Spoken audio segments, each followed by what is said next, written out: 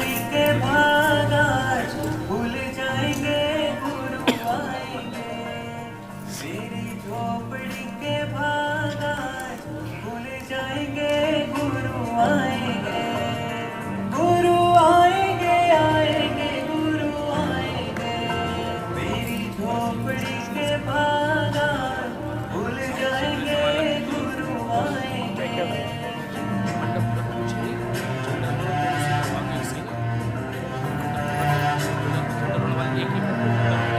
गुरु स्वागत में दीप जलाऊंगा, पूरा नगर है आज सजवाऊंगा। गुरु स्वागत में दीप जलाऊंगा, पूरा नगर है आज सजवाऊंगा। मानो चंदना को वीणा मिल जाएंगे गुरु आएंगे। मेरी झोपड़ी के भागा भूल जाएंगे गुरु आएंगे।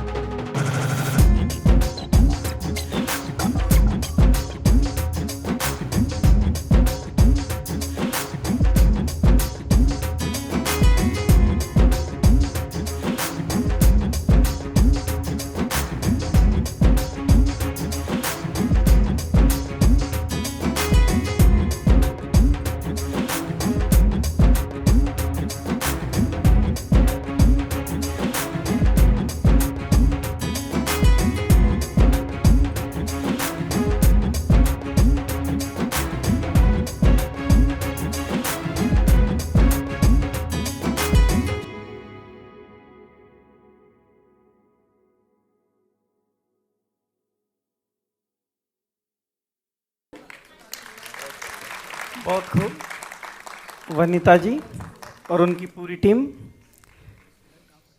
मैं निवेदन करूंगा, जिस चलचित्र में आज हम बैठे हैं, जहां पे हम पता नहीं कितने मार धाड़ की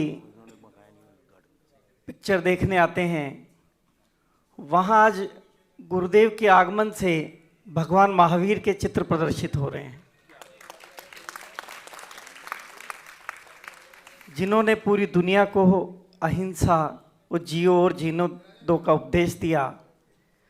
उसी मार्ग पे अगर पूरा विश्व चले तो पूरे यूक्रेन की, मिडिल ईस्ट की सब समस्याएं दूर हो जाए।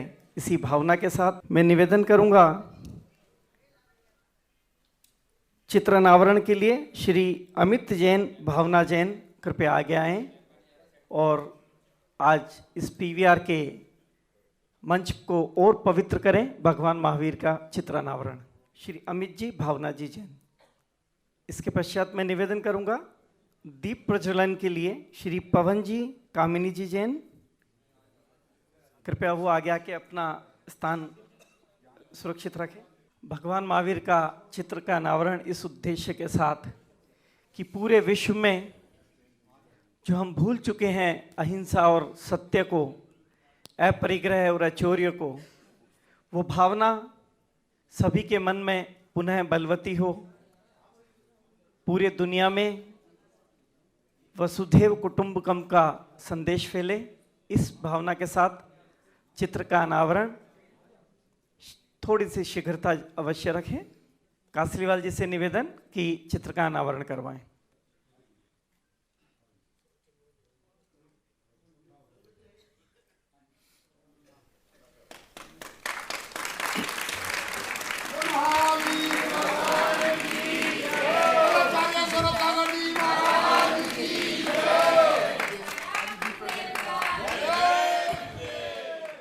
दीप प्रज्वलन श्रीमान पवन जी, कामिनी जी, प्रशांत विहार व साथ में श्री आरपी जैन, उर्मिला जी जैन दीप प्रज्वलन के लिए आगे आए।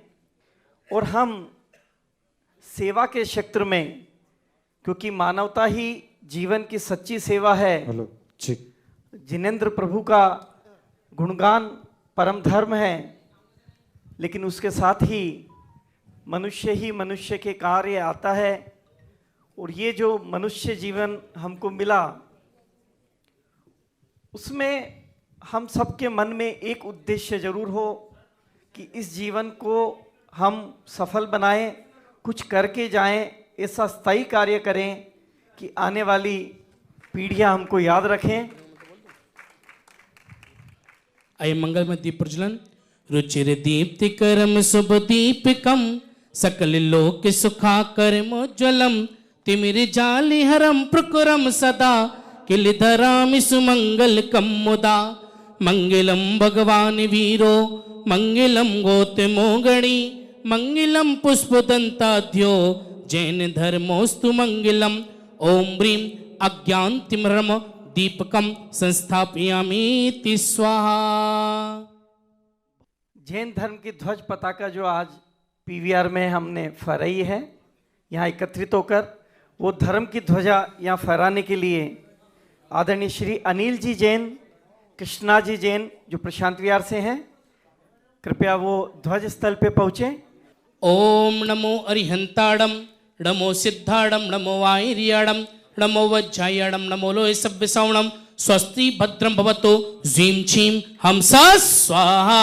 मंगलम भगवान वीरो मंगलम गौतमो गणी मंगलम पुष्पदंताध्यो जैन धर्मोस्तु मंगलम। जुले जैन धर्म की। और बंधु, जो ये जैन धर्म का जयकारा आज यहाँ गूंजा है, ध्वजा यहाँ फहराई है, इन सब के लिए जो बहुत बड़ा दिल किया है वो हमारे पीवीआर के हेड आदरणीय जितेंद्र जी ने किया। मैं निवेदन करूंगा एक बार करतल ध्वनि से आप सभी जितेंद्र जी का अभिनंदन करें। और जितेंद्र जी आप आए, गुरुवर के श्री चरणों में अपना सिर समर्पित कर आशीर्वाद लें। हेलो। बहुत खूब जितेंद्र जी, इसी प्रकार आप जिन धर्म की प्रभावना करती रहे। और जिस पीवीआर में हमेशा संसारिक बातें होती है, वहाँ माँ जिनवाणी को भेंट करने के लिए मैं निवेदन करूंगा आदरणीय श्री मोहनलाल जी जैन, हमारे महासभा के पूर्व अध्यक्ष हैं, कृपया आए। और आदरणीय श्री ज्ञानचंद जी जैन, ललिता जी जैन जो प्रशांत विहार मंदिर जी के अध्यक्ष हैं, अरम विद्या निलय के कार्याध्यक्ष हैं, कृपया आए। और दोनों गुरुदेव को शास्त्र भेंट कर जिनवाणी का आज यहाँ पे फक्र से कि ऐसी जिनवाणी का प्रचार प्रसार इस पीवीआर में भी हो जो अभी होगा, इसी भावना के साथ आदरणीय मोहनलाल जी थोड़ी सी शीघ्रता करें प्लीज। दुख मेट दो समविसरण सा महल तुम्हारा गणधर जैसे भैया, समविसरण सा महल तुम्हारा गणधर जैसे भैया, पुष्प दंत से पुत्र तुम्हारे, भूत बलि से पुत्र तुम्हारे, पार लगाओ नैया, जन्म में दुख मेट दो, जय जिनवाणी मैया, जन्म में दुख मेट दो। परिवार से जाइए। आप सब भी करतल ध्वनि से माँ जिनवाणी का एक बार अभिनंदन। ऐसी जिनवाणी जिसने हमको हमेशा राह दिखाई है। मैं निवेदन करूंगा आदरणीय पवन जी गोधा से, कृपया वो आए और अग्रिम पंक्ति में आपका स्थान आरक्षित है। पवन जी आ जाइए। आप भी माँ जिनवाणी का आदिनाथ चैनल के माध्यम से पूरे विश्व में प्रसार कर रहे हैं। प्रभु आपको और शक्ति दे इस कार्य को आगे बढ़ाने में। आदिनाथ चैनल पे इस कार्यक्रम का प्रसारण किया जाएगा।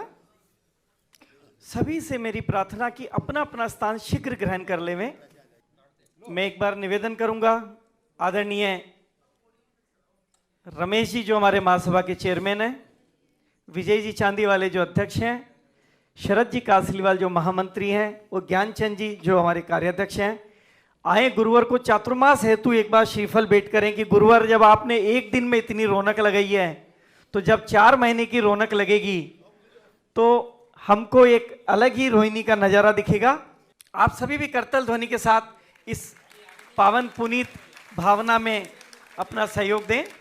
पीछे लेकर नग्न रहे और केस लॉन्च जो करते हैं, तन श्रृंगार रहित वह होकर पा इस परिश्रय सहते हैं। स्वयं आत्म कल्याण करें और पर को मार्ग बताते हैं, सुलझाते जो मन की ग्रंथियां सौरभ सागर जी कहलाते हैं।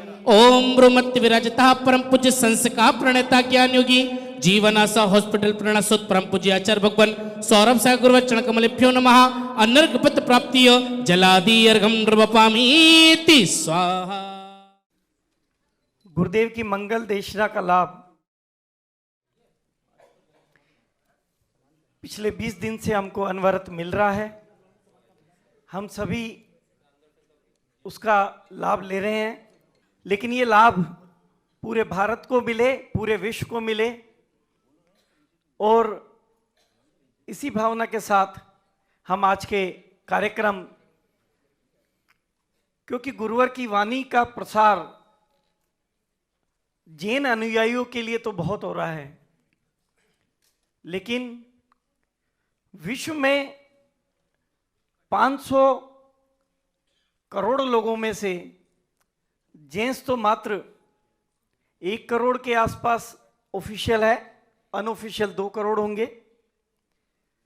लेकिन बाकी के 498 करोड़ लोगों तक ये माँ जिनवाणी का प्रसार हो, उन तक गुरुदेव की भावना का प्रसार हो, जो सेवा का दर्द उनके दिल में है उन लोगों तक उनकी आवाज पहुंचे, उनके विचार पहुंचे। इस भावना के साथ आज जनता की अदालत मैं निवेदन करूंगा आदरणीय राजेश चेतन जी आए और सर्वप्रथम आशीष जी का परिचय देकर जनता की अदालत कार्यक्रम का शुभारंभ करें। आदरणीय राजेश चेतन जी, एक बार करतल ध्वनि से राजेश जी का अभिनंदन करें। नमस्तो गुरुदेव। इतनी सुबह आप सब ये पूरा यार एकदम खचाखच भरा हुआ है। मैं कई बार विचार करता हूं कि 140 करोड़ के हिंदुस्तान में केवल 60 लाख जैन हैं, ऐसा अनुमान है। पर ये 60 लाख जैन मिलकर नरेंद्र मोदी जी की जीडीपी में 24% कंट्रीब्यूट करते हैं। मोदी साहब निश्चिंत होकर सो जाएं, जैन समाज जाग रहा है।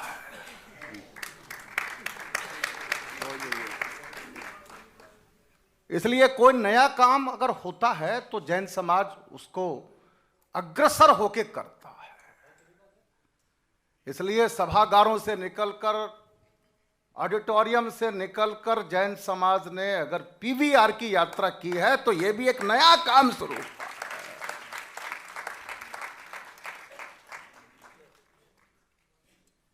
जब हम ईद के ऊपर जाके बकरे खरीद लेते हैं कि कुछ जीवों की तो प्राण बचेंगे, तो पीवीआर का भी समय खरीदना, ये कुछ पीवीआर भी धर्म के काम में लगेंगे, वैसा ही है, समझ लीजिए बात। तो जितेंद्र भाई साहब का बहुत बहुत साधुवाद जिन्होंने ये कृपा की है। बहुत अच्छा कार्यक्रम आरंभ हो गया, मुझे परिचय देने के लिए कहा गया है। साथियों, मैं एक बात देख रहा था, मुझे क्षमा करना आप लोग। पहले होती थी पुत्रेषणा, फिर होती थी वित्तेषणा, फिर होती थी लोकेषणा, लोग मुझे जान जाए। आजकल एक नया शब्द मैंने गढ़ा है, आप तक पहुंचे तो बताना, चित्रेषणा। फोटो खिंचो और फेसबुक पे डालो, करना धरना कुछ नहीं। ये एक दौड़ शुरू हो गई। गजेंद्र जैन साहब बहुत अच्छा संचालन कर रहे थे। अब जनता की अदालत को आरंभ करना है। जनता के वकील को बुलाया जाए कि नहीं बुलाया जाए, पहले तो आप ये बताइए। बुलाया जाए? तालियां बहुत कमजोर कर दी आप लोगों ने, ऐसे तो काम चलेगा नहीं दोस्तों। हमारे बीच में जो जनता के वकील, मेरे और आपके वकील हैं, उनका परिचय देना मेरा दायित्व है। भाई आशीष जैन साहब यहां पर बैठे हैं। 28 वर्षों से पत्रकारिता के इस प्रोफेशन में हैं। वो पत्रकार नहीं है, एक समाज सेवी हैं। वो महामंत्री हैं जैन अग्रवाल वैश्य महापंचायत दिल्ली प्रदेश के। प्रबंध संपादक हैं ऑल जोन टाइम्स समाचार पत्र के। संपादक हैं जैन अग्रवाल वैश्य निर्देशिका, जिसमें 1049 अग्रवाल जैन संस्थाओं का परिचय है और जिसका लोकार्पण राष्ट्रपति द्रौपदी मुर्मू जी ने किया। उस निर्देशिका के वो संपादक हैं। आज जनता के वकील ऐसे एक शख्स हैं आशीष जैन के नाम से। जनता के वकील का स्वागत आज अपने ढंग से किया तो जनता की अदालत बहुत अच्छी चलेगी। स्वागत कैसे करना है ये आपको निर्णय करना है। मैं आप सबकी तरफ से बुलाना चाहता हूं भाई आशीष जैन।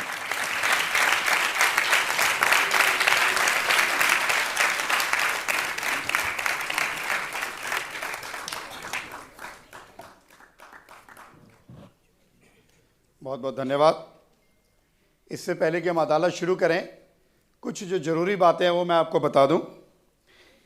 ये अदालत जो हम कर रहे हैं, कुछ ऐसे सवाल एक आम व्यक्ति के मन में होते हैं जो वो आचार्य श्री की गरिमा और उनके प्रति श्रद्धा के कारण उनसे पूछ नहीं पाते हैं।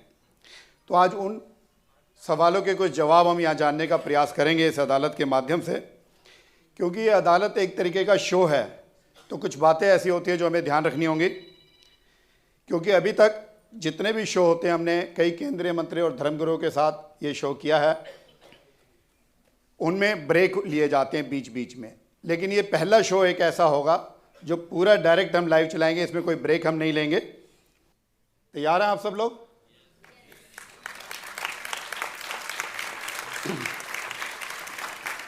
शुरू करें?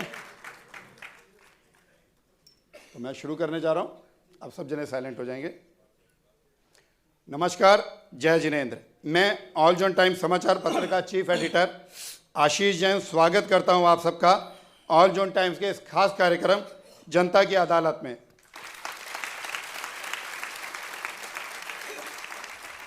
आज जनता की अदालत में हमारे बीच एक ऐसे जैन आचार्य हैं जो कठोर तपस्या वाला जीवन लगभग पिछले 36 वर्षों से जी रहे हैं।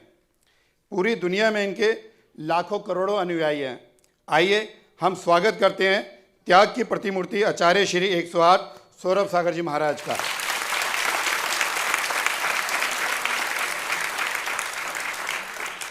ऑल जोन टाइम्स समाचार पत्र के इस चर्चित शो जनता की अदालत के हर शो में एक जज होता है, लेकिन आज की अदालत की विशेष बात यह है कि इसमें सामने बैठी हमारी जो जनता है वही आज की जज होगी। इससे पहले कि हम तीखे सवालों का मुकदमा शुरू करें, मैं चाहूँगा सामने जज की भूमिका में बैठी हमारी जनता जोरदार ताली बजाकर अदालत शुरू करने की इजाजत दे।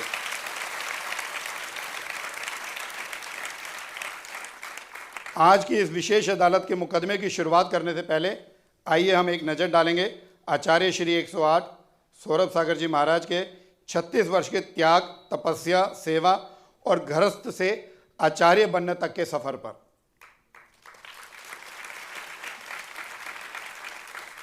आचार्य श्री 108 सौरभ सागर जी महाराज का जन्म 21 अक्टूबर 1970 को छत्तीसगढ़ के रायपुर जिले में जसपुर नगर में हुआ था।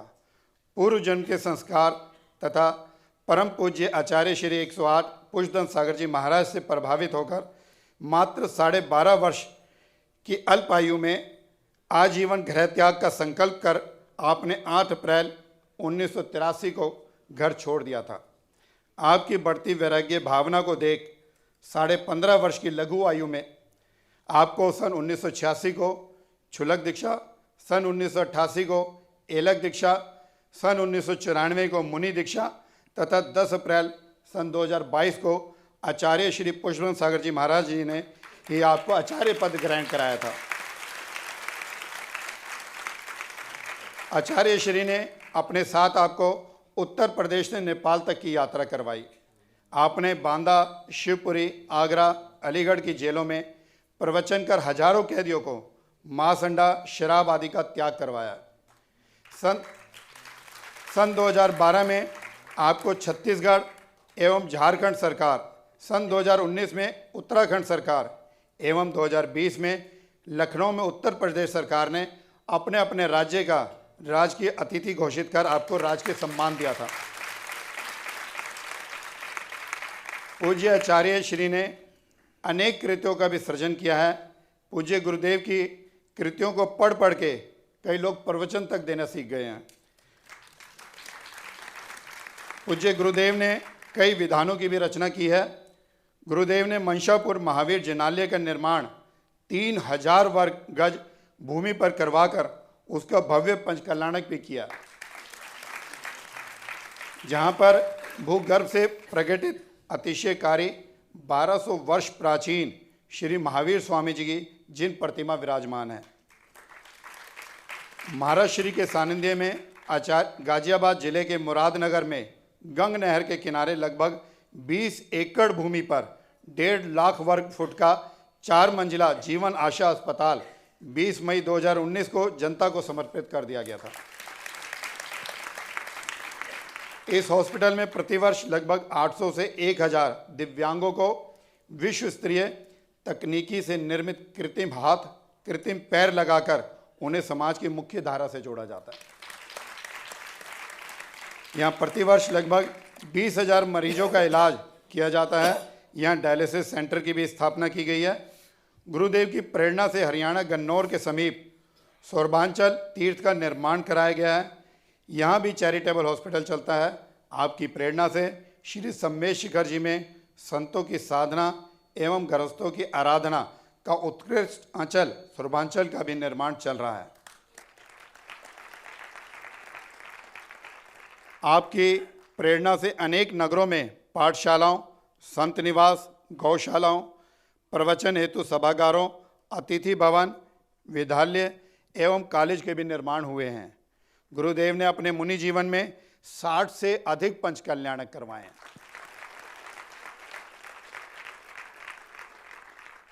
बहुत लंबा चौड़ा परिचय था, लेकिन पूरा मैं नहीं दे सकता था समय की वजह से, इसलिए शॉर्ट में ही आपको हमने सब बताया। और अब हम अदालत के सवाल जवाब शुरू करेंगे। आचार्य श्री, जनता की अदालत में आज मेरा सबसे पहला सवाल आपसे यही है कि आपने मात्र 12.5 वर्ष की उम्र में संन्यास ले लिया था। इतनी कम उम्र में बच्चे 2 ही कारण से घर छोड़ते हैं। पहला, घर वालों की मार के डर से या पढ़ाई से बचने के लिए। सभी जानना चाहते हैं कि आपने किसके डर से घर परिवार छोड़ा था।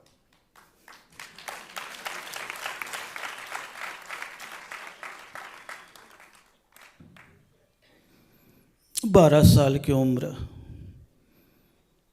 परिवार की मार से नहीं, परिवार के प्यार से घर छोड़ा है।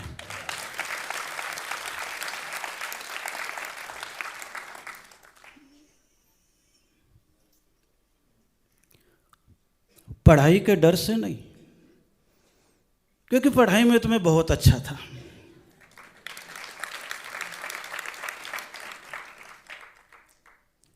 उस समय भी 6वीं और 7वीं में क्लास मॉनिटर भी रहा हूँ और टॉपर तो नहीं रहा, लेकिन फिर भी द्वितीय नंबर पर मेरा नंबर पढ़ाई में अवश्य था।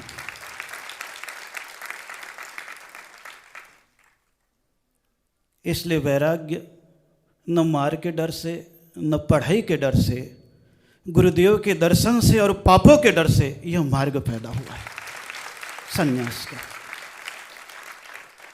आचार्य श्री, जिस उम्र में बच्चे डॉक्टर, फिल्म एक्टर, मंत्री, प्रधानमंत्री बनने के सपने देखते हैं, आपने उस उम्र में परिवार छोड़ दिया, दोस्तों को छोड़ दिया और मुनि बन गए। 12.5 वर्ष की उम्र में आपको इतनी समझ आ गई थी कि वैराग्य क्या होता है, मोक्ष कैसे मिलेगा और भगवान कैसे बनेंगे।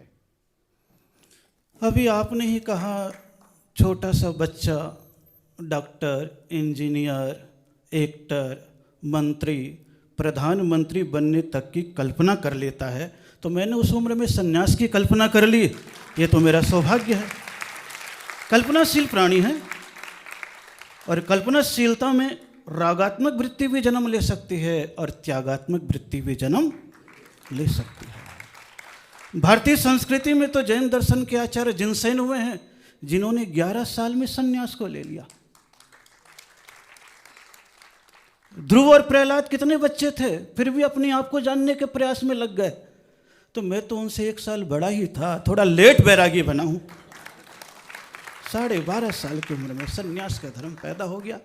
ये मेरे अतीत के संस्कार थे और पूज्य गुरुदेव आचार्य पुष्पदंत सागर जी महाराज का मंगल आशीर्वाद था। आचार्य श्री, आपने मोह माया सभी का त्याग कर दिगंबर मुनि बने हैं। सब कुछ आपने त्याग दिया, लेकिन मोक्ष की इच्छा रखना और भगवान बनने की इच्छा रखना, इसमें भी तो एक लालच है। क्या बात है। अच्छी इच्छा रखना मनुष्यता का लक्षण है।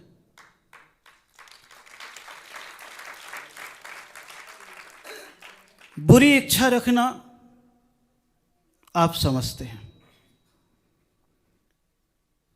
परमात्मा बनने की इच्छा पैदा हुई, लेकिन ये अच्छी इच्छा है। लेकिन परमात्मा बनने के लिए सच्ची इच्छा का रखना आवश्यक होता है। इसलिए सन्यास के मार्ग पर चला हूं, अच्छी इच्छा रख करके चला हूं। मोह माया ममता जब ये विकार हटते चले जाएंगे, उसका एक अभ्यास और एक प्रयास और एक साधना निरंतर आगे बढ़ रही है। अभी तो अच्छी इच्छा रख करके श्रेष्ठ इंसान और साधुता की उत्कृष्टता पर आगे बढ़ना चाहता हूँ।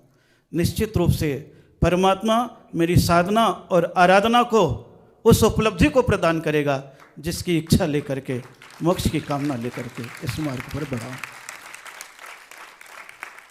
आप बहुत अच्छे मार्ग पर चल रहे हैं, लेकिन आप पब्लिक के बीच में रहते हैं। पब्लिक अपने घरों की बातें आपको बताती है, चर्चा करती है, तो आपको नहीं लगता अगर ये जंगलों में रह करके तब त्याग किया जाता तो शायद मोक्ष जल्दी मिल जाता? क्या बात है। इस भीड़ में मैं ही अकेला हूं।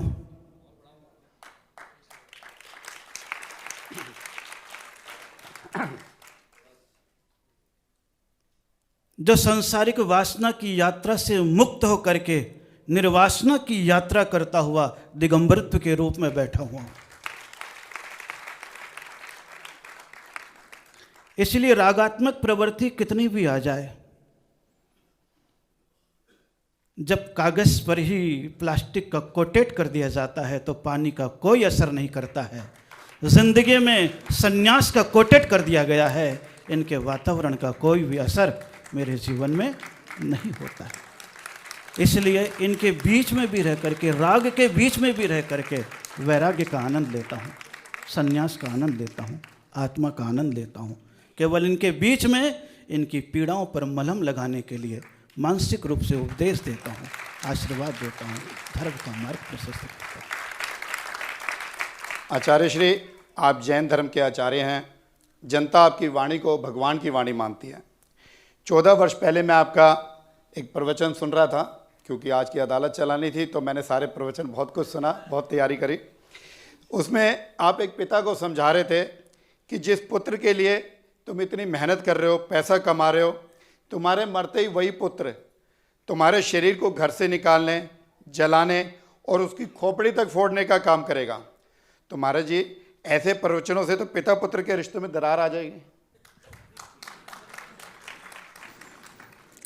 चलचित्र में एक गीत आता है, तेरा अपना खून ही आखिर तुझको आग लगाएगा। आग लगाने की प्रक्रिया केवल धर्म सन्यासी स्वीकार नहीं करते हैं। जितने भी दुनिया के लोग वो जानते हैं कि पुत्र ही आग लगाने के लिए आएगा। विदेश में भी होगा, जीते जी आपकी एक भी सेवा नहीं करेगा, लेकिन मरने के बाद संपत्ति मिले उसके लिए विदेश से भी आ जाएगा। मैंने कोई गलत शिक्षा नहीं दी है, संसार में देखा है। जो पिता बचपन में बच्चे को कंधे पर उचका उचका करके खिलाता था, अंत में वही बेटा मरने के बाद बाप को कंधा देगा, बदला चुकाएगा। तो उन्हें खिला करके कंधा दिया है, मैं मिटाने के लिए कंधा दूंगा। संसार का यह दृश्य है। आप सोचिए, आप विचार कीजिए कि जो पिता कहता है कि मेरे बच्चे पर बचपन में, यौवन में कोई भी आंच ना आवे, सारे तकलीफों को खुद झेल लेता है, लेकिन अंत में सबसे पहले आंच लगाने के लिए वही आता है, तब तक मुर्दा इंतजार करता है। इससे बड़ा जिंदगी का सत्य क्या होगा? इससे पिता और पुत्र के प्रति दरार पैदा नहीं होगी, बल्कि संसार की वास्तविकता के दर्शन होगा। जिसके लिए मैं इतना कर रहा हूं वो सब व्यर्थ है। इसलिए संसार में अगर मैंने संतान को जन्म दिया है तो मेरे को जब तक कर्तव्य निभाना है जब तक बेटा योग्य ना हो जाए। और बेटा जहां कमाने योग्य हो गया, मैं भी वैरागी, सन्यासी या सामाजिक सेवक बन करके अपने जीवन का गुजारा करूंगा, उसके पीछे अपनी ज़िंदगी को बर्बाद नहीं करूंगा। उस उद्देश्य को लेकर के ये कहा था कि तुम्हारा पुत्र ही तुम्हें आग लगाएगा। जिसके लिए संपत्ति कमा रहे हो, बुढ़ापे में तुम्हें ही तड़पाएगा। वही आपत्ति विपत्ति दे सकता है कि तुम्हारी संपत्ति को अपने कब्जे में ले लेगा। और पिता वही एक कमरे में, एक बिस्तर में, एक पुरानी गाड़ी में, एक नौकर नौकरानी के साथ अपना बुढ़ापा व्यतीत करेगा। इसलिए हे इंसानों, समझो, कर्तव्य निभाओ, संसार में कर्तव्य बुद्धि से जीवो, कर्तृत्व बुद्धि से मत जियो। और जहाँ यह भाव पैदा हो गया, बस वहीं ये पंक्ति 14 साल पुरानी सफल और सार्थक होने लग जाएगी।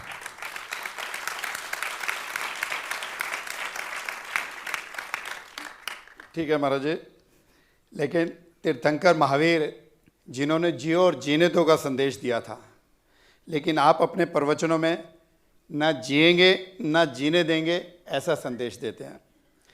आपने, मैं इसलिए ये बात कह रहा हूँ क्योंकि आपने स्वयं भी विवाह नहीं किया और दूसरों को भी विवाह ना करने का संदेश देते हैं। आप प्रवचन में बताते हैं कि हमारे जैन धर्म के जो प्रथम तीर्थंकर ऋषभ भगवान देव हैं, उनकी दोनों पुत्रियों ने पिता का सिर ससुराल वालों के सामने ना झुके, इसलिए उन दोनों पुत्रियों ने विवाह ना करने का निर्णय लिया था। ऐसी ऐसी आप बात अगर समाज में बताएंगे और अगर प्रत्येक लड़की आपके प्रवचनों से प्रभावित होकर विवाह ना करने से मना कर दे, तो इससे तो प्रकृति का सिस्टम ही खत्म हो जाएगा। बड़ी चिंता है पत्रकार महोदय को। पब्लिक ने वकील बनाया तो चिंता तो करनी पड़ेगी ना। कहां कहां से पुराने प्रवचन खोज करके ले आए हैं, ये तो अच्छी बात है। लेकिन इस उपदेश का पालन कितने लोग करते हैं, ये तो सोचिए। आज की भटकती हुई कन्याओं को संदेश दिया गया है कि देखो, तुम जिस संस्कृति में पैदा हुए हो, उस संस्कृति में आदिनाथ की 2 पुत्रियां भी हुई थी, ब्राह्मी और सुंदरी। तीर्थंकर आदिनाथ के चरणों में पूरी दुनिया झुकती थी। तब उन पुत्रियों के मन में भाव पैदा हो गया, पिताश्री आपके चरणों में दुनिया झुकती है, क्या आप भी किसी के चरणों में झुकोगे? तब पिताश्री आदिनाथ ने कहा था, बेटी जहाँ तेरा विवाह होगा वहाँ मुझे झुकना पड़ेगा। वो शालीनता की प्रतीक एक ही शब्द कह दिया, पिताश्री मेरे कारण आपकी गर्दन झुके, ऐसा मैं कोई भी कृत्य नहीं करूंगी। और उन्होंने पिता के मस्तक न झुके इसलिए सन्यास को धारण कर लिया। वो उपदेश से ये कहना चाह रहा था कि आज की कन्याओं स्कूलों में कॉलेजों में पढ़ते हो और तुम्हारे माता पिता दिल पे पत्थर रख करके तुम्हारी योग्यता को बढ़ाने के लिए स्कूल और कॉलेज और दूर दूर तक हॉस्टलों में भेजते हैं। माता पिता का विश्वास कायम रखना, अपने आचरण को इतना पवित्र रखना कि तुम्हारे किसी भी गलत आचरण से तुम्हारी माता पिता के गर्दन न झुक जाए। अगर तुम बेटी होकर के माता पिता के गर्दन झुका लोगे तो तुम्हारे से बड़ा कोई भी और माता पिता का दुश्मन नहीं होगा। शालीनता से जीना, माता पिता जिसे स्वीकार करें या तुम्हारे मन में भी कोई बात हो तो उनके संस्कार, आचरण, परंपरा को देख करके अपने कदम को आगे बढ़ाना। इसलिए उस कन्याओं को बचाने के लिए यह उपदेश दिया गया और यह उपदेश तीर्थंकर आदिनाथ की वैरागन पुत्री के माध्यम से वर्तमान के जितने पिता और माता बैठे हैं उनकी पुत्रियों को संदेश था। गलत दिशाओं की ओर कदम मत बढ़ाना और माता पिता की गर्दन झुका करके अपनी इज्जत और अपने भोग के सुख को आगे बढ़ाने की चेष्टा नहीं करना। यही उपदेश था, यही भावना थी। आचार्य श्री, हमारे पास और भी बहुत से आरोप हैं, लेकिन हमारे बीच में कई प्रतिष्ठित लोग बैठे हैं, उनमें से कुछ लोग आपसे सवाल पूछना चाहते हैं, तो आपकी इजाज़त हो तो एक दो सवाल हम पब्लिक में से ले लेते हैं। आचार्य जी प्रणाम। मेरा प्रश्न ये है कि आज के आधुनिक समय में जो नैनो फैमिलीज़ हो रही हैं, मतलब परिवार धीरे धीरे टूटते जा रहे हैं, बिखरते जा रहे हैं, ऐसे में किस तरह से परिवार में सामंजस्य बनाया जाए ताकि पिता पुत्र आपस में एक संबंध अच्छा स्थापित करें और एक अच्छा माइलस्टोन भी बने। बहुत सुंदर। सबसे पहले तो अपनी बाहरी बुद्धि को किनारे रखे बच्चे और पिता पुत्र सी अपेक्षाओं को कम कर देवे। योग्यता के विस्तार में पिता ध्यान देवे और पुत्र भी पिता के प्रति समर्पित होकर के कार्य आगे बढ़ाए। जब दोनों में वैचारिक एकता होने लगती है और बाहर की आकांक्षाएं उसके भीतर से, बच्चे के भीतर से कम होने लगती है, तब पिता और पुत्र की एकताएं बढ़ने लग जाती है। आज बच्चों ने सोच लिया हम एक ही हैं घर में। पहले की संस्कृति थी कि एक घर में 4 बच्चे होते थे तो पुत्र को डर भी होता था, पिता के प्रतिकूल चलूंगा तो मेरा भविष्य अवरुद्ध हो जाएगा। और आज के बच्चे को एहसास है एक बच्चा भी मैं जीवित रहा हूं तो इनकी आकांक्षा के कारण से जीवित रहा हूं, 2-3 आए तो इनने कब का मुझे मरवा दिया। इसलिए पिता क्रूर है भीतर से, बाहर से मुझे प्रेम दिखा रहा है, वासना का दास है, छोड़ा नहीं है। इसलिए आज पिता और पुत्र में थोड़ा सा मामला जो है भय विदा हो चुका है। इसलिए महापुरुषों के जीवन चरित्र और आदर्श उसके सामने प्रस्तुत करें। पिता अपना ऐसा कोई भी आचरण न करे जो पुत्र को देखते हुए गलत दिशा की ओर कदम बढ़ाने के लिए मजबूर होना पड़ जाए। दोनों आपसे भीतर का ऐसा विश्वास कायम रखे कि वो छोटा सा भी परिवार एकता के साथ रहे। ये विचार करके रखे कि पिता ने 25 साल तक, 30 साल तक मुझे योग्य बनाने के लिए अपना जीवन खपाया है, तो पिता 50 साल का हो गया है, 60 साल का हो गया है, आगामी 25 साल तक मैं जैसा पिता पुत्र के प्रति समर्पित होकर के कार्य किया है वैसे ही मैं पिता के प्रति समर्पित होकर के अपने जीवन की गाड़ी को चलाऊंगा। तो पिता और पुत्र की एकता जिंदगी भर एक सी रहेगी, परस्पर में एक दूसरे का सामंजस्य बना रहेगा और बाहर के यार मित्र दोस्त और चलचित्रों के माध्यम से जो वैमनस्यता दी गई है वो धीरे धीरे अपने आप ही समाप्त होने लगेगी। प्रेम को बढ़ाने के लिए एक दूसरे को समझना और एक दूसरे के अहंकार और बाह्य बुद्धि का विसर्जन करना आवश्यक है। शेष चीज़ें स्वयं समझ में आती जाएगी। एक सवाल हम पब्लिक में से और ले लेते हैं महाराज जी, जो भी पूछना चाहे हाथ खड़ा करें। गुरुदेव, जब से आप इस क्षेत्र में आए हैं तब से मैं आपका 40 रोज सवेरे आपके भक्ति में आकर पढ़ता हूँ। उसमें आप एक वर्ड आता है कि विज्ञापन से दूर रहते हैं। तो हमारे जैन समाज जिसके बारे में कहा जाता है कि ये ज़बरदस्ती का नहीं है, ज़बरदस्त है, और आप इतने इतने बड़े प्रोजेक्ट आपके साथ चल रहे हैं, जीवन आशा हॉस्पिटल, जिसके बारे में आप स्वयं कहते हैं कि जैन समाज को नहीं पता। तो हम चाहते हैं इसका प्रचार प्रसार जो है जैन समाज में तो हो ही हो, जैनेतर समाज में भी हो। तो इसलिए गुरुदेव इस लाइन को इस चालीसा से हटा दीजिए। इसके पुस्तक के दोबारा छपने में जो भी खर्चा आएगा वो मैं स्वयं बेयर करूँगा।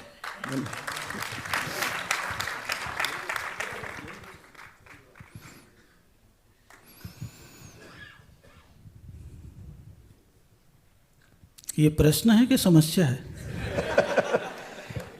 विज्ञापन गृहस्थों का काम है। मैं तो उपदेश से अपना ज्ञापन दे देता हूँ, आपकी आंखें खुली है, पूरे अक्षरों को पढ़ेंगे, सारा कार्य कर बैठेंगे। इसलिए प्रचार बाह्य चीज़ है, बाह्य चीज़ों से थोड़ा सा दूर हूँ, लेकिन ये गृहस्थों का कर्तव्य है। गृहस्थ पत्रकार यहाँ बैठी हुई, मैं तो 4 दीवालों के बीच में कैद हूँ, ये पत्रकार चारों दिशाओं में है। इनका काम है सारी चीज़ों का विस्तार करना, मेरा काम है अपनी आत्मा का विस्तार करना, उद्देश्य का विस्तार करना। आचार्य श्री, कहा जाता है कि जो दिया जाता है वो भाषण और जो जिया जाता है वो प्रवचन। जैन साधु सर्वोच्च त्याग के जीते जागते उदाहरण हैं। बागेश्वर धाम सरकार, जो आजकल मीडिया में काफ़ी चर्चित रहते हैं, उन्होंने भी कुछ समय पहले कहा था कि 21वीं सदी में जैन मुनियों की कठोर तपस्या और त्याग विश्व के लिए शोध का विषय है। लेकिन वर्तमान में जैन साधु इतने बड़े बड़े आश्रम बना रहे हैं, आलिशान आश्रम बना रहे हैं, तो त्याग की भावना जो उसमें ख़त्म सी लोगों को दिख रही है। तो क्या महाराज जी इसे एक कलयुग का असर माना जाए? बहुत अच्छा। दिगंबर जैन संतों के प्रति सर्च भी आवश्यक है और रिसर्च भी आवश्यक है। सर्च करेंगे तो अतीत की त्याग, तपस्या, साधना, समाज के प्रति उपकार और आराधना आपको अपने आप नजर आएगी, क्योंकि 1000 वर्षों से दिगंबर साधु नहीं है। प्रकृति जब से इस धरती पर विकसित होने लगी है, उस समय से ये दिगंबर मुद्रा, ये दिगंबर भेष संपूर्ण आर्यावर्त में फैलता चला गया। रिसर्च का विषय इसलिए है कि आज के भौतिक वातावरण में भी, विलासिता के वातावरण में भी, आज के दिगंबर मुनिराज आप सब लोगों से अलग हट करके उसी नग्न भेष में रहते हैं। 24 घंटे में एक बार भोजन करते हैं, उसी में हजारों किलोमीटर चल लेते हैं। और आप स्वयं महसूस करेंगे, आप आधा घंटा 1 घंटा कहीं बातचीत कर लें, मीटिंग कर लें, तो 4 बार ब्रेक दे करके चाय, नाश्ता और पानी लेना पड़ता है। लेकिन दिगंबर मुनिराज 30-30 किलोमीटर चलने के उपरांत भी, 24 घंटे में एक बार खाने के उपरांत भी उपदेश देते और अपनी आत्मा का कल्याण करते। ये रिसर्च का विषय है, शोध का विषय है। उन्होंने बहुत सही कहा। लेकिन जहाँ तक आपकी बात सामने आई है कि बहुत आश्रम बना रहे हैं, दिगंबर मुनिराज जहाँ विश्राम कर लेते हैं वही उनकी तपस्थली बन जाती है। इसीलिए दिगंबर मुनिराज जहाँ पर है, वह जो स्थान बना है वह तीर्थ है, कोई मठ नहीं है। मठ वहाँ पर बनाया जाता है जहाँ पर दूसरे का, अपने ही साथी, संगी, साधु, संतों का, गृहस्थों का प्रवेश निषेध हो, बिना आज्ञा के नहीं जा सकते हो। वो तो अधिकार पूर्वक जो काम होता है वो मठ होता है, और निरधिकार सभी की सेवा के लिए दरवाजे खोले हैं, वो मठ नहीं तीर्थ होता है। इसलिए दिगंबर मुनिराज का मठ नहीं तीर्थ है, जिसे वर्तमान के शब्द में आश्रम शब्द कहा गया है। कौन सा शब्द कहा गया है? आश्रम शब्द से पुकार लिया गया है। मठ शब्द और तीर्थ शब्द में थोड़ा सा अंतर हो जाता है। मठ में तो मालिक का सिग्नेचर चल जाता है, और लेकिन तीर्थ में केवल संत का नेचर चलता है, कोई सिग्नेचर नहीं चलता है। इसलिए जहाँ अधिकार है वो मठ है, और जहाँ केवल समाज और धर्म की सेवा है, साधु संतों का आना जाना है, वो तीर्थ है। अपने आप समझ लीजिए, जहाँ किसी ने बंधन माना उसे मठ समझिए, और बंधन नहीं माना तीर्थ समझिए। आचार्य श्री, आपके प्रति लोगों की श्रद्धा इतनी ज़्यादा है कि वो आपको भगवान की तरह मानते हैं। आपने आश्रम का बताया, आपके त्याग हैं, समर्पण है आपका, सारी बातें हम मानते हैं। लेकिन एक सवाल ऐसा है जो यहाँ बैठे भी हर आदमी के मन में कहीं ना कहीं वो बात एक निकलती है, लेकिन आपके प्रति इतनी श्रद्धा है कि वो पूछ नहीं पाते हैं कि 21वीं सदी में भी बिना कपड़ों के समाज के बीच रहना क्या जरूरी है? मैं समाज के बीच नहीं हूं, मैं समझ के बीच हूं। तो जो इस मुद्रा को समझता है उसे कोई विकल्प नहीं है। आज भी बनना स्वीकार करता है, क्योंकि वो जानता है वास्तविक रूप तो यही है। इसलिए दिगंबर मुद्रा अपने आप में पवित्र है। ये मान करके चलिए, एकांत में वस्त्र का उतारना वासना का प्रतीक है और सामूहिक वस्त्र का त्यागना साधना का प्रतीक है। इसलिए दिगंबर मुनिराज साधना में जीते हैं, इसलिए उनके मन में समझ वालों के बीच में कोई प्रश्न नहीं है। समाज के में प्रश्न आते हैं, उसका उत्तर अवश्य देता हूँ, और जहाँ परिचय बढ़ता है वहीं उनका मस्तक झुक जाता है। भीतर से जानने वाले बागेश्वर धाम का नाम लिया, वो भी दिगंबर मुनिराज को देख करके समझ रहे हैं, सबकी कुंडली खोलने वाले उनके मन की तो जानते ही ना कितना पवित्र है, तो इसलिए प्रश्न ही खत्म हो गया। मुझे लगता है ये सवाल बहुत लोगों के दिमाग में था, लेकिन आज जिस तरीके से महाराज जी ने विस्तार में इस चीज़ को बताया तो बहुत लोगों को इसका जवाब मिल गया होगा।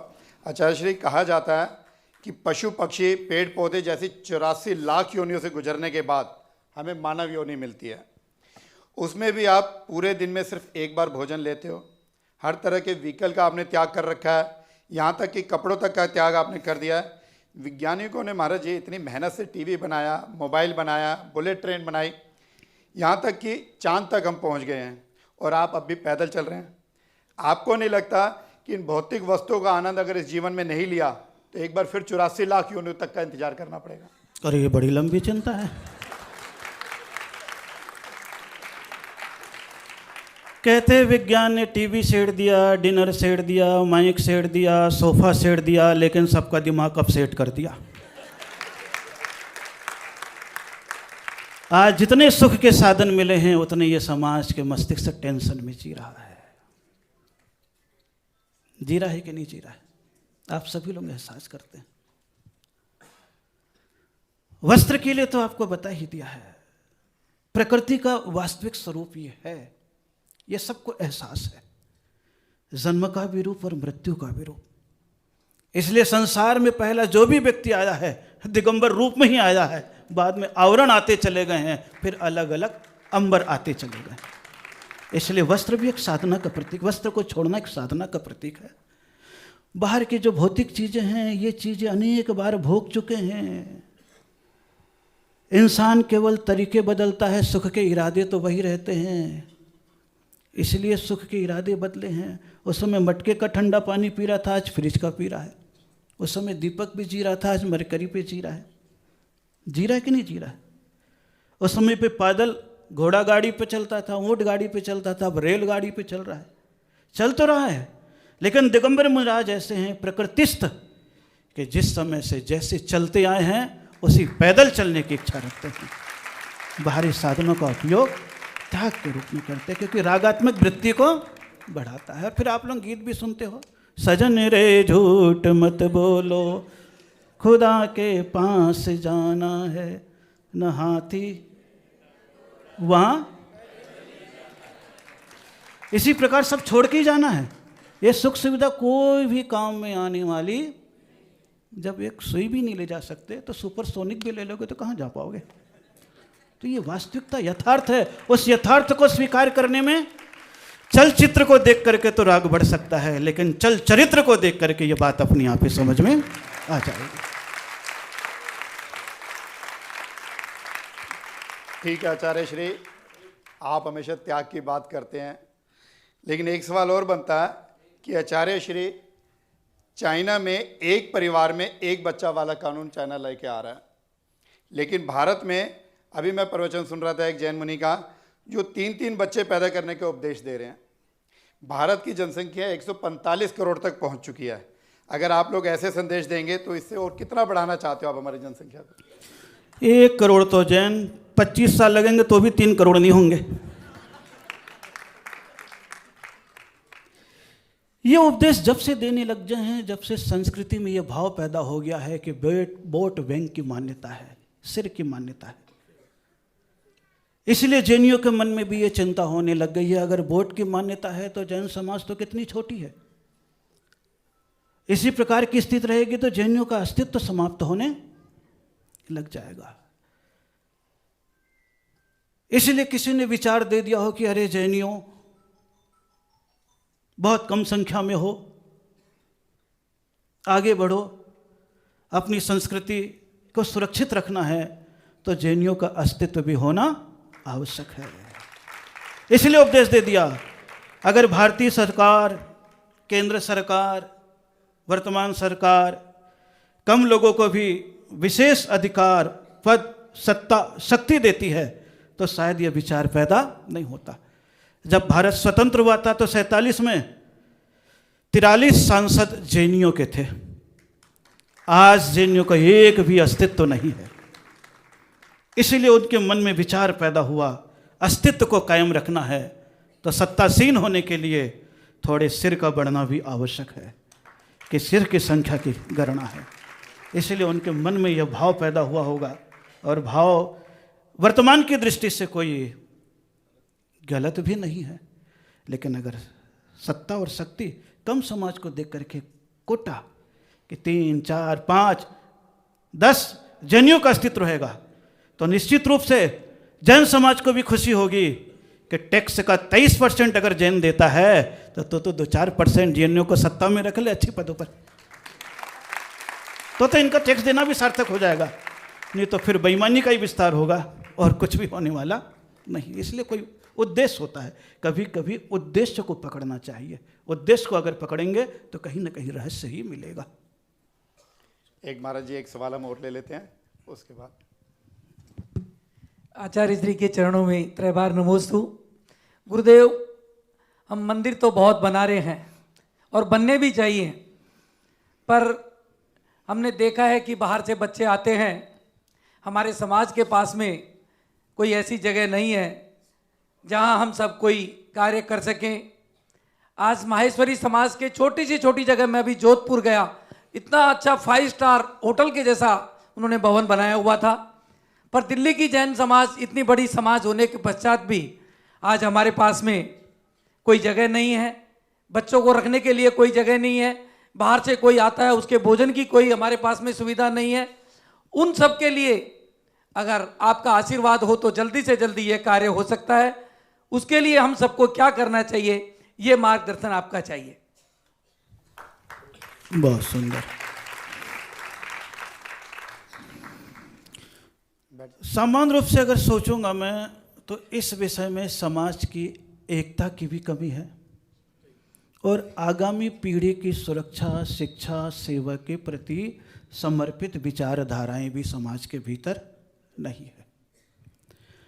अगर ये दिगंबर जैन समाज या जैन समाज समझ लीजिए, एक बार मन में विचार कर ले कि अपने अपने बच्चे को बाहर पढ़ाने के लिए लाख लाख 10-10 लाख रुपए फीस दे देते हैं, केवल हम सारे जैन समाज के लोग 1 साल की फीस को एकत्रित कर लेंगे तो इस दिल्ली में 100 कमरे नहीं 1000 कमरे का आवासीय स्थल बन सकता है। और जितने भी दिल्ली पढ़ने आते हैं वे सारे के सारे पढ़ाई में, चिकित्सा में, सेवा में सब आगे बढ़ सकते हैं। इसके लिए हमें यह अपनी सोच को परिवर्तित करना है, आगामी पीढ़ी के प्रति समर्पित होना है और जितना आपस का परिचय है उससे कोई न कोई कार्य के लिए अपने कदमों को आगे बढ़ाना है। व्यक्तिगत में किसी को नहीं कह सकता हूँ, लेकिन जैनियों में ऐसी योग्यता है कि जहाँ चाहे वहाँ इस प्रकार की चीज़ें निर्मित कर सकते हैं। बस थोड़े से विचारों की एकता है। संत उपदेश तो दे सकता है लेकिन आपको आदेश नहीं दे सकता है। इसलिए इस क्रिया में अभी जैन समाज अग्रणी नहीं हुई है। आपके मन में विचार उत्पन्न हुआ है, ऐसे 10-20 व्यक्ति को इकट्ठा कीजिए। दिल्ली में अगर जगह मिलती है 1000, 2000, 1-2 एकड़ जगह, तुरंत इस कार्य का निर्माण हो सकता है। और सरकार ऐसे कार्य के लिए जगह दे देती है तो थाली सरकार दे देवे, कटोरी मैं रखवा दूंगा।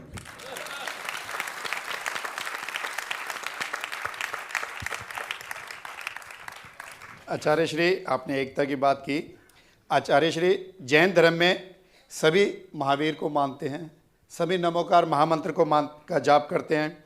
दिगंबर जैन हो चाहे श्वेतांबर जैन हो, दोनों परंपराओं को मानने वाले लोग आपस में व्यापार भी करते हैं और विवाह भी करते हैं, रिश्ते भी बनाते हैं। तो क्या कारण है कि हमें तीर्थंकर की वाणी समझाने वाले जो हमारे धर्मगुरु हैं वो एक साथ नहीं रह सकते। पहले ही जैन अल्पसंख्यक हैं, बहुत कम है, उसके बाद भी हमारे समाज में इतने सारे संघ बन चुके हैं। बहुत सुंदर।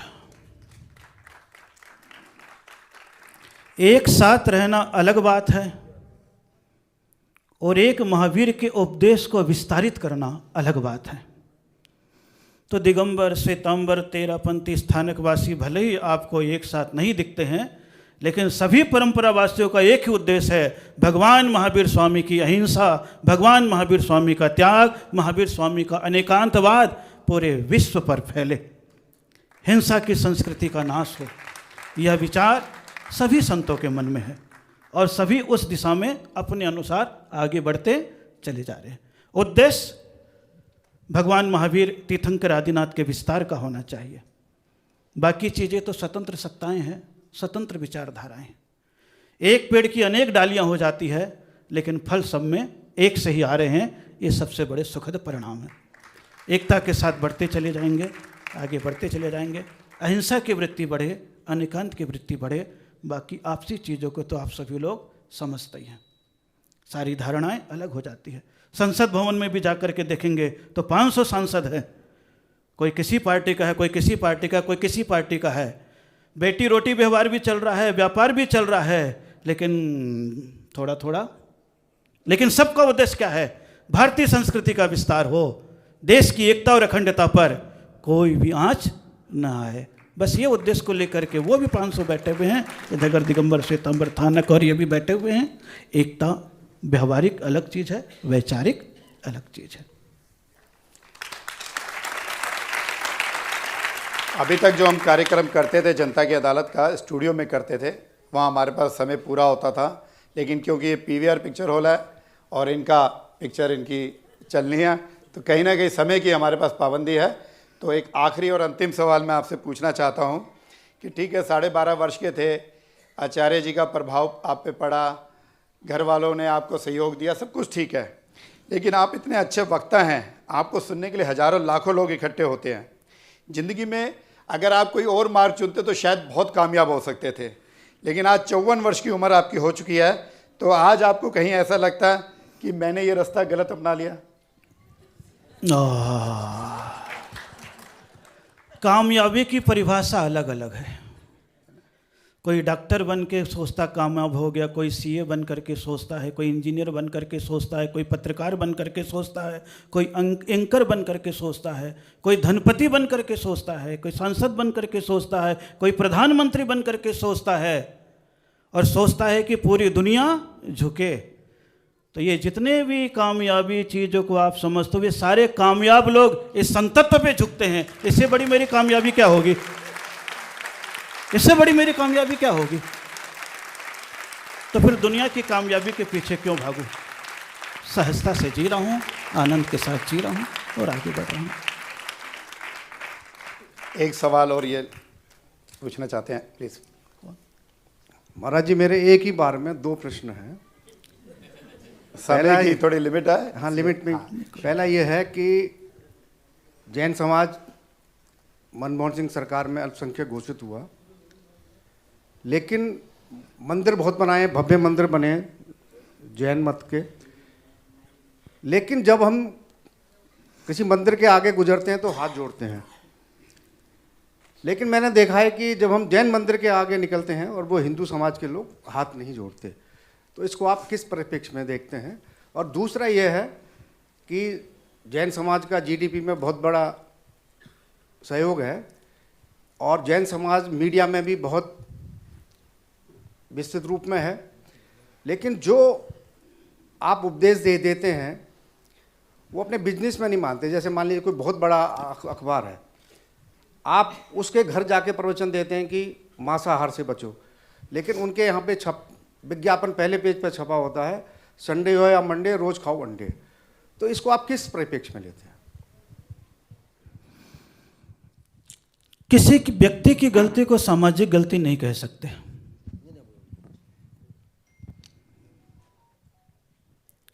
वह व्यक्ति जो था अपने संपत्ति के विस्तार में अपनी संस्कृति को, अपने संस्कारों को, अपने धर्म के आचरण को, अपने अहिंसा को, अपने साकार को भूल गया, वो उसकी गलती है।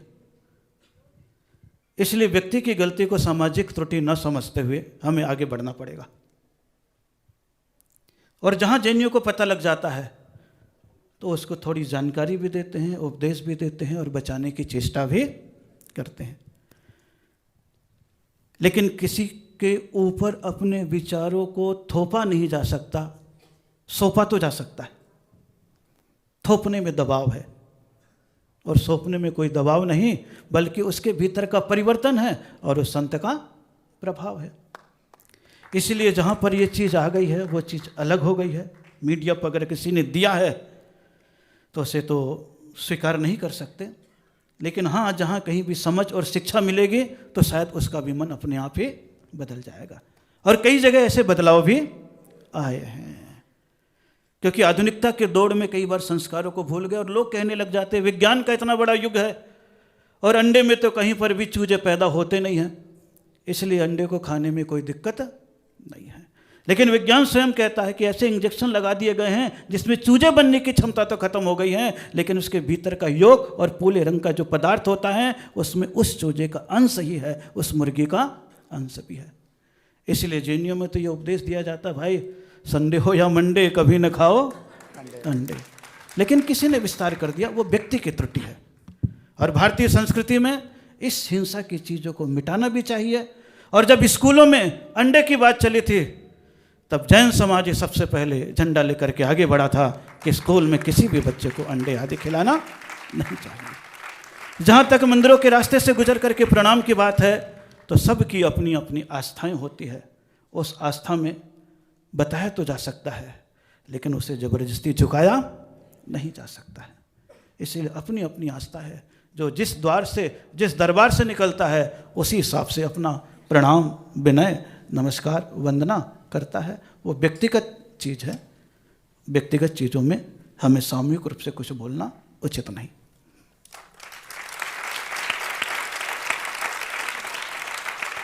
आज हमने आचार्य श्री से पूछा उनके सन्यास के बारे में, भौतिक आनंद के बारे में, मोक्ष के बारे में, भारत की जनसंख्या के बारे में, श्वेतांबर दिगंबर के बारे में, आश्रम बनाने के बारे में, बिना कपड़ों के रहने के बारे में, साथ ही पिता पुत्र और पुत्री के रिश्तों के बारे में।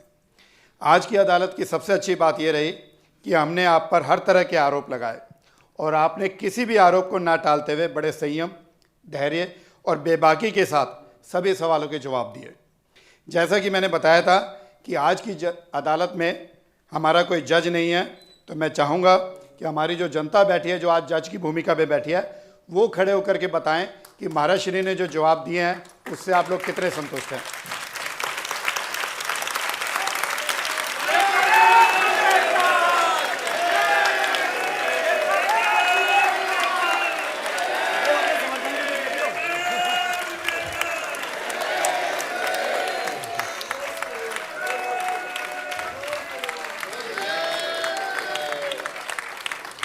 आप सब बैठ जाइए।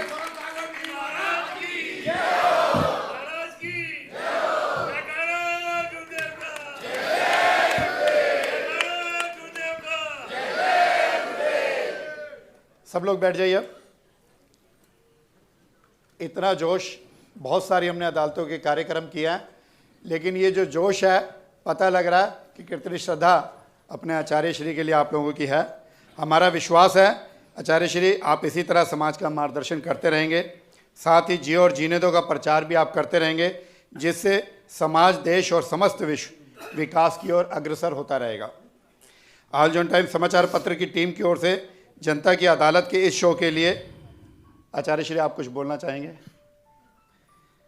जो हमने ये कार्यक्रम किया हमारे अखबार के लिए या हमारे शो के बारे में।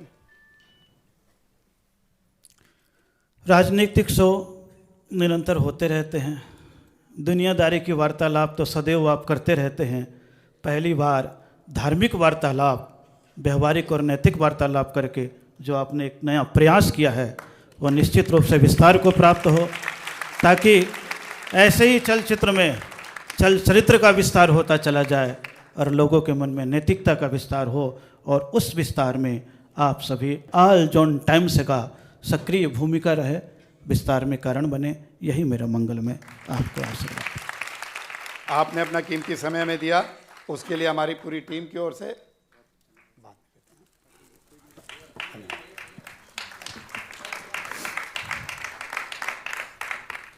आपने अपना कीमती समय हमें दिया, उसके लिए हमारी पूरी टीम की ओर से आपका बहुत बहुत धन्यवाद। और ये हमारा शो आज की अदालत इसी तरीके से चलता रहेगा और शीघ्र ही अगले शो में हम आपसे बहुत जल्दी मिलेंगे। आप सभी का बहुत बहुत धन्यवाद। नमस्ते नमस्ते। बहुत खूब आशीष जी, एक बार आशीष जी के लिए जोरदार करतल ध्वनि। जितनी बेबाकी से और जितना आशीष जी ने अपनी बुद्धिमत्ता से जो सवाल हैं बड़े टेढ़े मेढ़े थे, पर उनको जितना व्यवहारिक रूप देकर गुरुदेव से पूछा और उनके मुख से निकलवाया, उसके लिए एक बार आशीष जी की जितनी तारीफ की जाए उतनी कम है। बहुत बहुत सुंदर आशीष जी। और मैं निवेदन करूंगा, हमारे मध्य एक और विभूति विराजमान है जिनको आपने बहुत सुना होगा कविताओं के माध्यम से, उनके काउंसलिंग शो के माध्यम से, लेकिन आज आप देखेंगे वो है तो हमारे जैन समाज से ही, लेकिन जैनेतर समाज में उनका बहुत व्यक्तित्व, उनका इतना गहरा है, इतना प्रभाव है, उनके मन में भी अनेकों सवाल है जैन समाज के लिए कि इतना छोटा सा मुट्ठी भर समाज कैसे विश्व को एक नई राह दिखा रहा है। मैं निवेदन करूंगा आदरणीय राजेश चेतन जी का एक बार जोरदार करतल ध्वनि से अभिनंदन करें।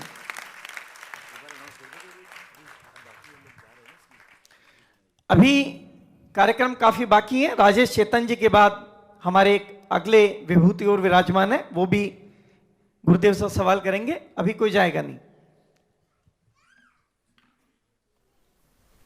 गजेंद्र जैन बज माइक पर हो और कोई निकल जाए, ये कैसे हो सकता है? सबको बांध के रखने की क्षमता है गजेंद्र भाई के पास।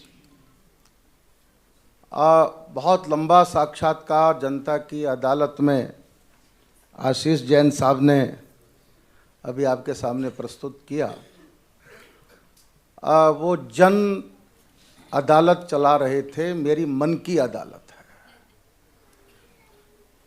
जैसे मोदी जी मन की बात करते हैं, जन की बात हो चुकी है, अब राजेश चेतन मन की बात करेंगे।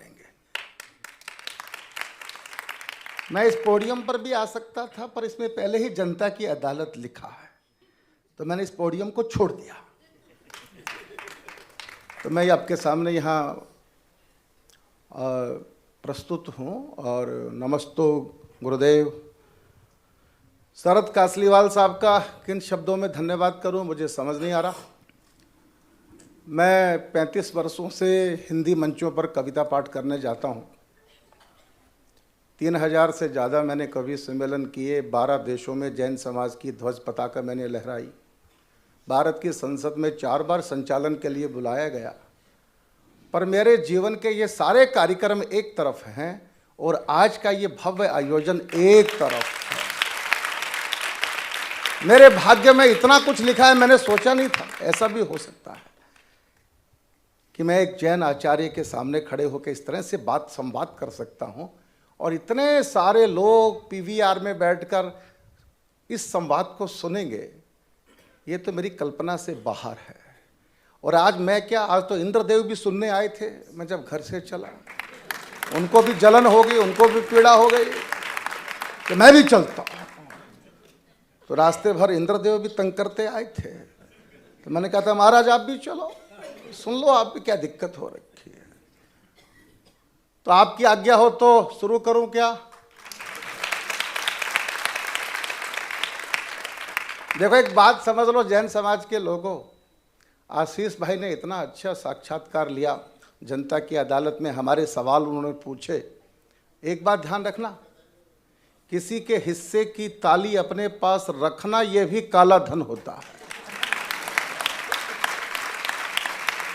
उसको लौटा देना चाहिए।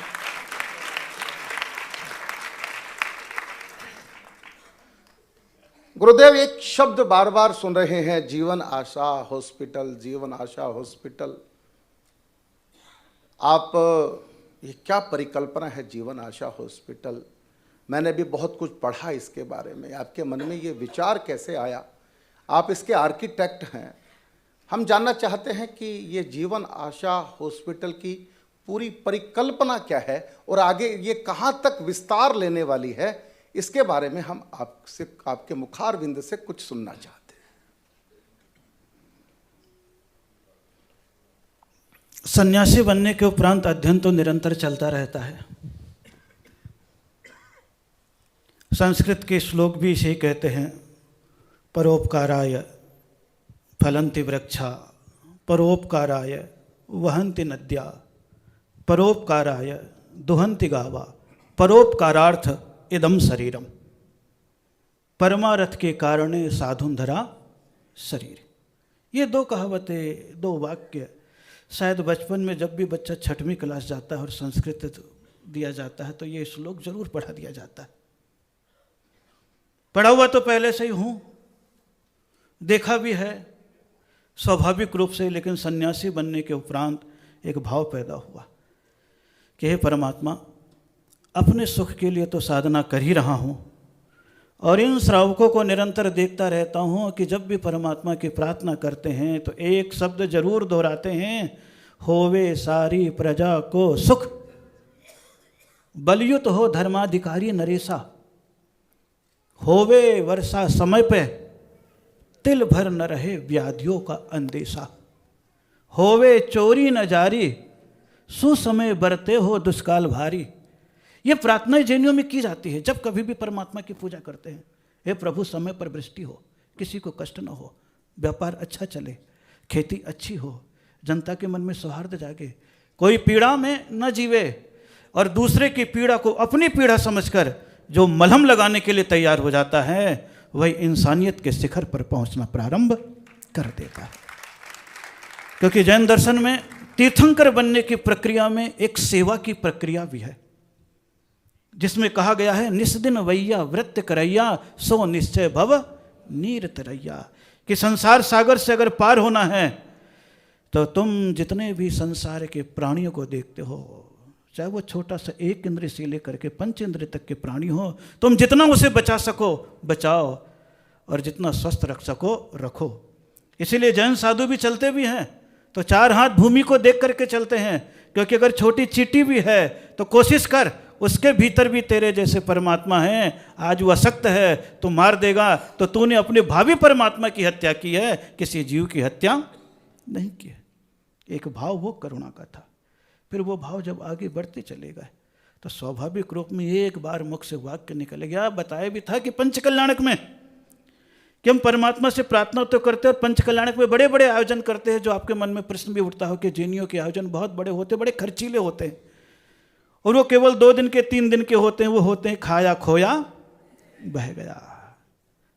अभी भी दूसरा प्रश्न उठा, इतने सारे मंदिर बन जाते हैं, वो परमात्मा की मूर्ति विराजमान हो जाती है, लेकिन उसके उपरांत जनता का थोड़ा सा लाभ उतना नहीं मिल पाता। श्रद्धा का तो लाभ है लेकिन सेवा का लाभ कम मिलता है। बाहरी तौर पर हम समझा सकते हैं कि जनता को भी लाभ मिलता है, क्योंकि कोई भी चीज़ बनाया जाएगा तो उसके लिए जनता ही लगेगी, मजदूर लगेगी, तो वो पैसा उनके पास ही जाएगा। स्वाभाविक क्रम है और ये बात सही है, कहीं गलत तो नहीं है। लेकिन फिर मन में एक भाव पैदा हो गया, क्यों ना इन समाज को थोड़ा सा प्रेरित करूं कि दूसरे को सुख देने का साधन चिकित्सा के रूप में ये सभी लोग आगे बढ़ाएं।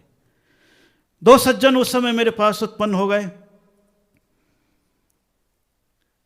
अशोक कुमार जी जैन सीए गाजियाबाद, जम्बू प्रसाद जी जैन जो वर्तमान में भारतवर्षीय दिगंबर जैन सभा के अध्यक्ष हैं, मेरे सामने आए और मैंने अपनी बातों को उनके सामने रखा। और जैसे मैंने उनके सामने अपनी बातों को रखा, ठीक है महाराज, थोड़े समय के बाद मेरा चातुर्मास साधना हुआ।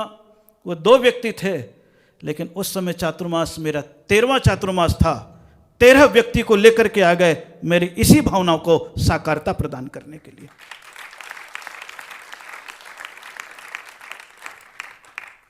साकारता प्रदान करने के लिए ले आए तो विचार चलता रहा और चलता रहा। तो इत्तेफाक से गाजियाबाद के जैन समाज भी सेवा के लिए अच्छा बड़ा स्थान जमीन ढूंढने लग गया, और मेरे भाग्य से हरियाणा प्रांत के झाड़ली नगर में धरती से भगवान महावीर स्वामी की प्रतिमा भूगर्भ से निकली। समाज उस प्रतिमा को लेने के लिए गई, लेकिन भाग्य था कि हरियाणा के जैन समाज को वह प्रतिमा नहीं मिली। मेरे सामने तस्वीर लाए है, भावना तो मेरी सेवा की थी।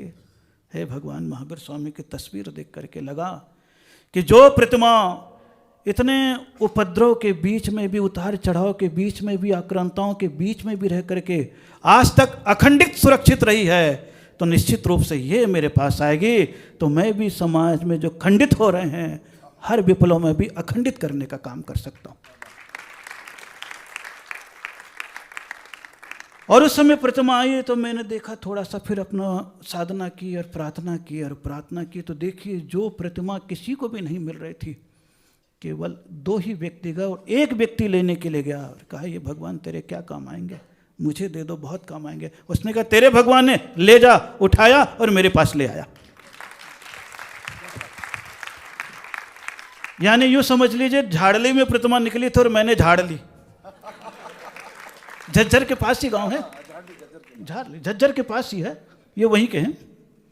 इनके समाज को भी नहीं मिली प्रतिमा, और जब से मेरे पास आई विचारों का विस्तार हो गया। प्रतिमा ने अपने अतिशय दिखाना भी प्रारंभ कर दिया और आकांक्षाओं की पूर्ति भी होने लगी। फिर 30 बीघा जमीन पहले लिया गया जीवन आशा हॉस्पिटल बनाने के लिए। एक ही भावना थी, जीवन आशा, क्योंकि जैन दर्शन के भक्तामर स्त्रोत है, उसमें भक्तामर स्त्रोत में 45वां काव्य जो है वो बीमारी के निदान के लिए माना जाता है। उद्भूत भीषण जलोदर भार भुगना सोच्याम दशा मब गताच्युत जीविताशा त्वदपाद पंकज रजो मृत दिग्ध देहा मर्त्या भवंत मकर ध्वज तुल्य रूपा। हे परमात्मा, तुम्हारे चरणों में आकर के तुम्हारे चरणों की रज जो अपने शरीर में भी लगा लेता है उसका शरीर भी निरोगी हो जाता है। ये भावना परमात्मा की प्रार्थना में पड़ी, तो मैंने सोच लिया चलो अच्छा है, इधर से श्रावकों का साथ था, भक्तों का साथ था, उधर से भगवान का साथ था, मैं तो मीडिएटर हो गया, बीच का चीज दोनों का साथ मिला। फिर विचार चला कि सेवा के कार्य में सबसे पहले उसे करा जाए जो देखता था मैं समाज में, जब कभी भी जैन समाज के कोई विकलांग भी आते थे उपेक्षा की दृष्टि रहती थी, किनारे करते थे, रोना रोते थे, महाराज क्या करूं। सबसे पहले फिर विचार उत्पन्न हुआ एक विकलांग हॉस्पिटल खोला जाए, क्योंकि आने वाला तो विकलांग है, हम उसे कुछ दे करके दिव्यांग बना सकते। अब उसके पास जो आया है दिव्य अंग आया है, उसके पहले तो वो कौन है, विकलांग है। सेवा का यह कार्य के लिए प्रथम चरण में छोटे रूप में आगे उठाया गया, लेकिन भक्तों की भावना और उनका समर्पण ऐसा रहा कि बहुत बड़े टीम के साथ आगे बढ़ते चले गए और मेरी भावनाओं को साकारता देते चले गए। मैंने यही सोच लिया था, बस दूसरे की पीड़ा पर मलम लगाना धर्म है और दूसरे के घावों को कुरेदना अधर्म है। ये भाव पैदा हो गया, तो मैं क्यों ना कोशिश करूं मलहम लगाऊं। साधना से सारी क्रियाएं तो करते हैं, और समाज आगे बढ़ती चली गई। बढ़ते बढ़ते विकलांग हॉस्पिटल इतना बड़ा रूप ले लिया कि 20 राज्यों के मरीज वहां आकर के वहां की सेवा को स्वीकार कर चुके हैं, ले चुके हैं।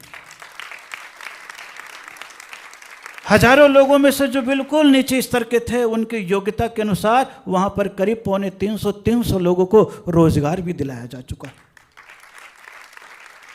और जब वहाँ जाते हैं तो उनसे कोई भी राशि नहीं ली जाती है, उनके पूरे के ट्रीटमेंट हो गया, और सामान्य रूप से ऊपर का, अंदर का नहीं।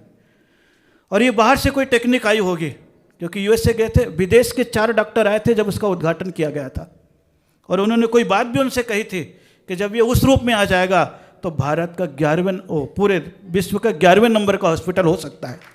अभी वैसे 9-10 हैं। सरकार का भी साथ रहा, उनका भी आना जाना चलता रहता, अभी भी केंद्रीय मंत्री वगैरह आए, वहाँ पर निरंतर चलता रहता। अभी 2 दिन का सक्षम प्रोग्राम हुआ। बढ़ते बढ़ते फिर विचार आया कि इसमें तो आगे बढ़ चुके हैं, वो एक चैप्टर रहेगा। फिर आता भयंकर बीमारी के रूप में कैंसर का रूप आया। तब विचार उत्पन्न हो गया कि इतना तो कर ही रहे हैं, लेकिन महामारी जो फैल रही है उसके इलाज के लिए भी कुछ कार्य किया जाए।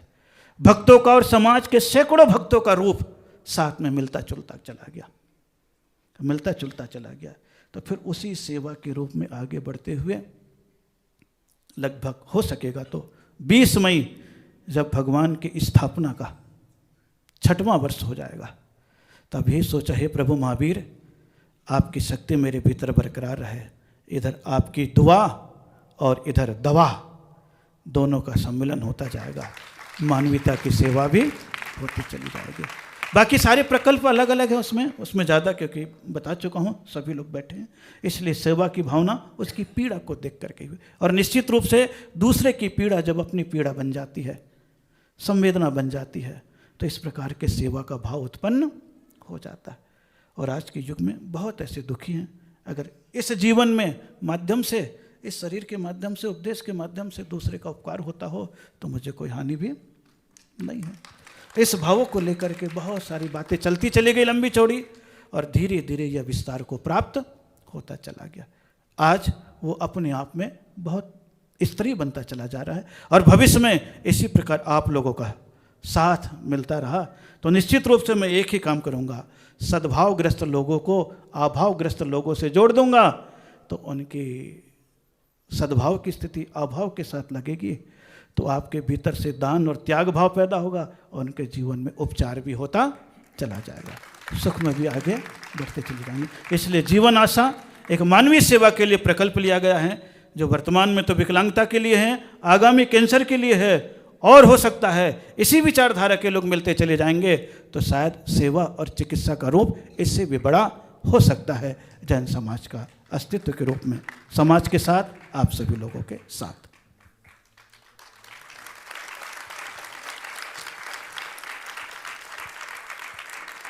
गुरुदेव, जैन समाज विश्व में अहिंसा का एम्बेसडर है।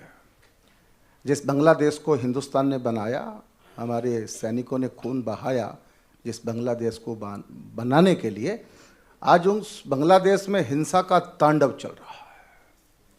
हम बिल्कुल पड़ोस में रहते हैं। एक जैन आचार्य के नाते से क्या आप ये मार्गदर्शन करेंगे कि भारत की बांग्लादेश के बारे में क्या भूमिका होनी चाहिए? अपने बेटे को सुधारने के लिए क्या भूमिका होती है पिता की?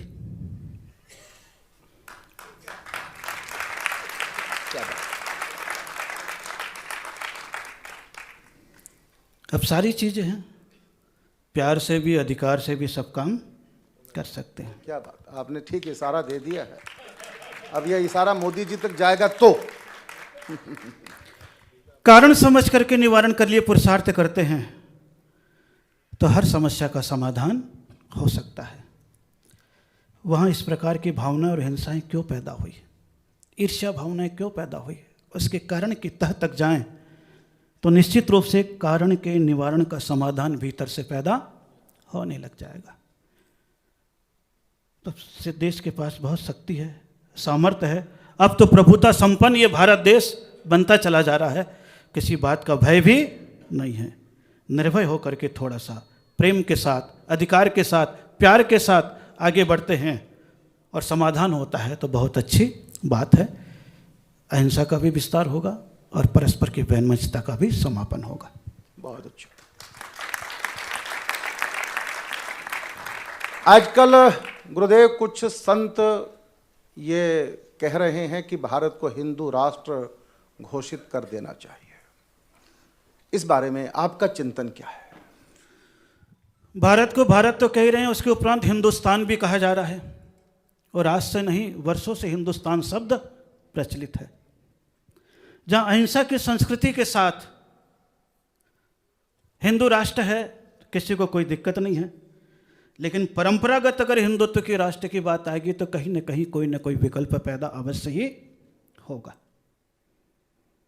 क्योंकि भारतीय संस्कृति समूह की संस्कृति है। अनेक प्रकार के फूलों को मिलाकर के एक गुलदस्ते में सजाया गया है।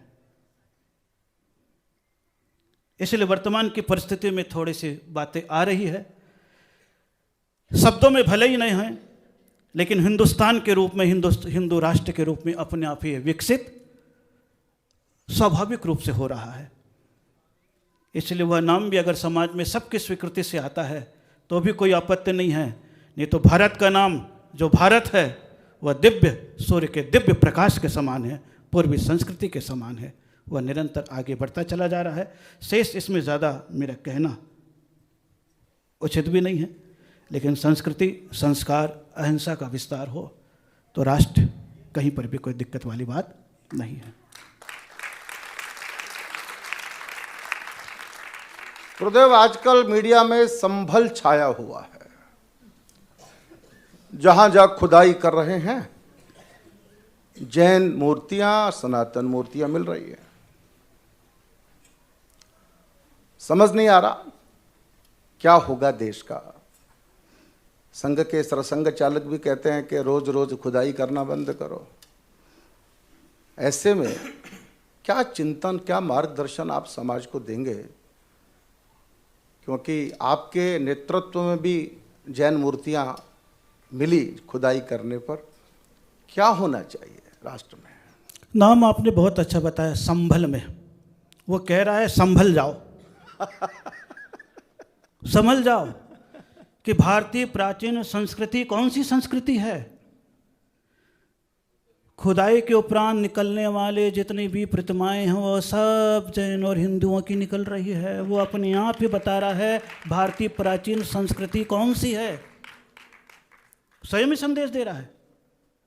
और 1000-2000 साल पुरानी निकल रही है। तो वर्तमान में बीच बीच में जो लोग आते चले गए वो अपना अपना अधिकार जमाते चले गए। भारतीय लोग बिल्कुल सहज सबको प्रेम से स्वीकार करते चले गए। इसलिए जो संस्कृति खुदाई में निकल रही है वह भारतीय संस्कृति, प्राचीन सभ्यता को प्रदर्शित कर रही है कि इस भारत की भूमि पर हिंदुत्व की संस्कृति, जैनत्व की संस्कृति सबसे प्राचीन है। इसी कारण से धरती पर खुदाई करते हैं तो जैन और हिंदू की प्रतिमाएं निकलती चली जाती हैं। और उस चीज़ को सभी को याद रखना चाहिए।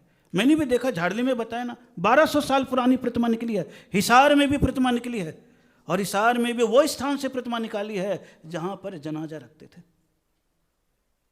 हिसार में। बाद में वो जैन मंदिर के रूप में, क्योंकि था जैन मंदिर ही, लेकिन बीच में कहीं कब्जा हो गया था।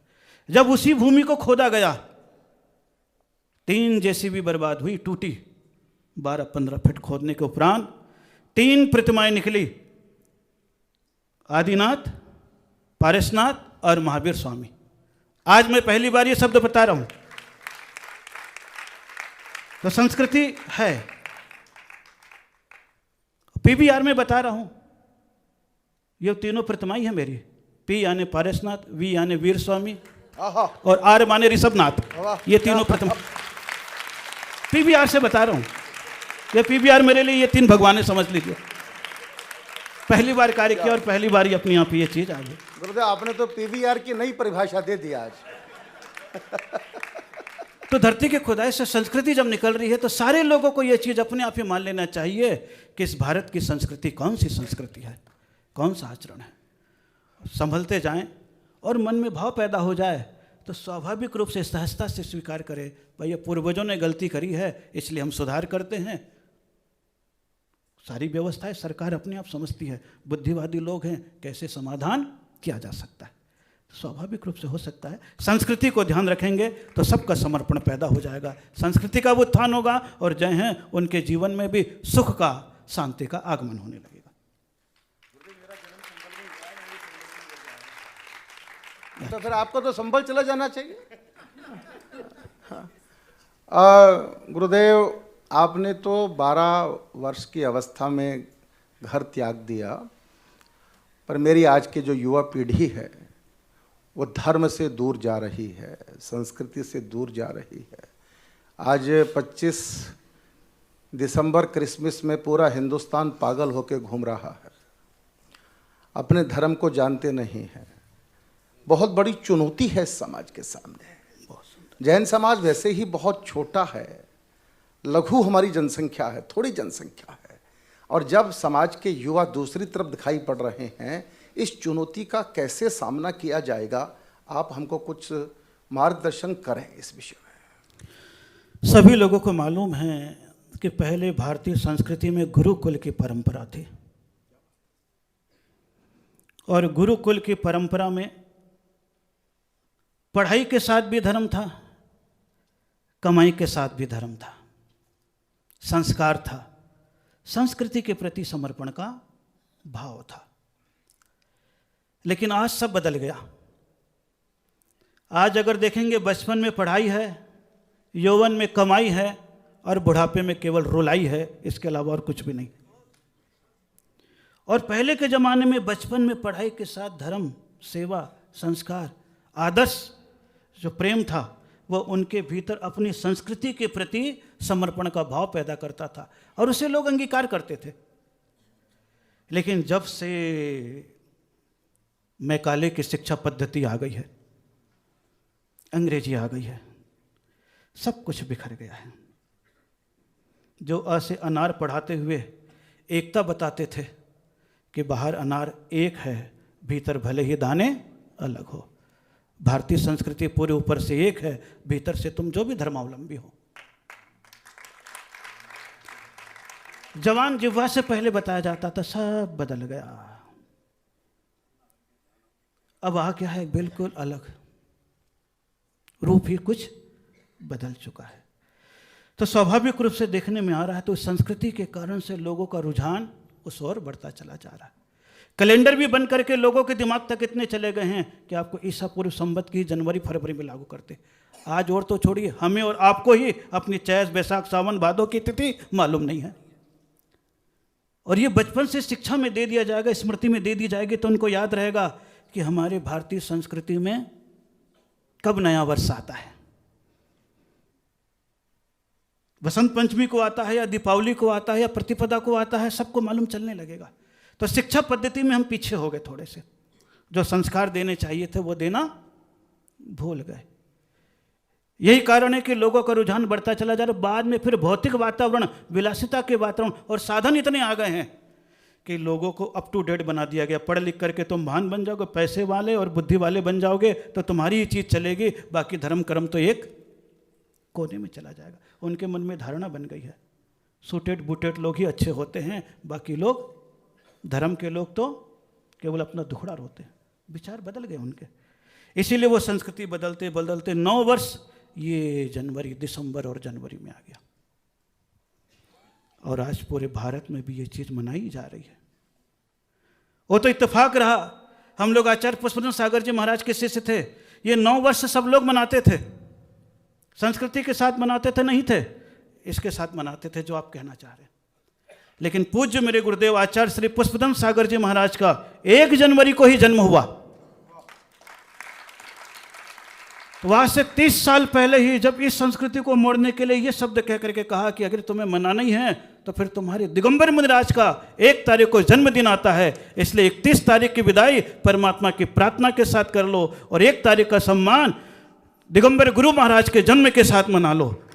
तो जैन समाज में वो 31 और 1 का क्रम बन गया तो धार्मिकता के साथ था। बाद में फिर लोग उस चीज़ को भूलते चले गए, उसी संस्कृति में मनाते चले गए। उस संस्कार को बदलने के लिए प्रत्येक के मन में धार्मिकता की प्रेरणा देनी पड़ेगी और इससे बचाव के साधन भी देने पड़ेंगे। अन्यथा ढाल में इंसान जल्दी जाता है, चढ़ाव में देर से चढ़ता है। तो विलासिता एक ढाल है, इसलिए आज की युवा पीढ़ी उसमें चली गई है।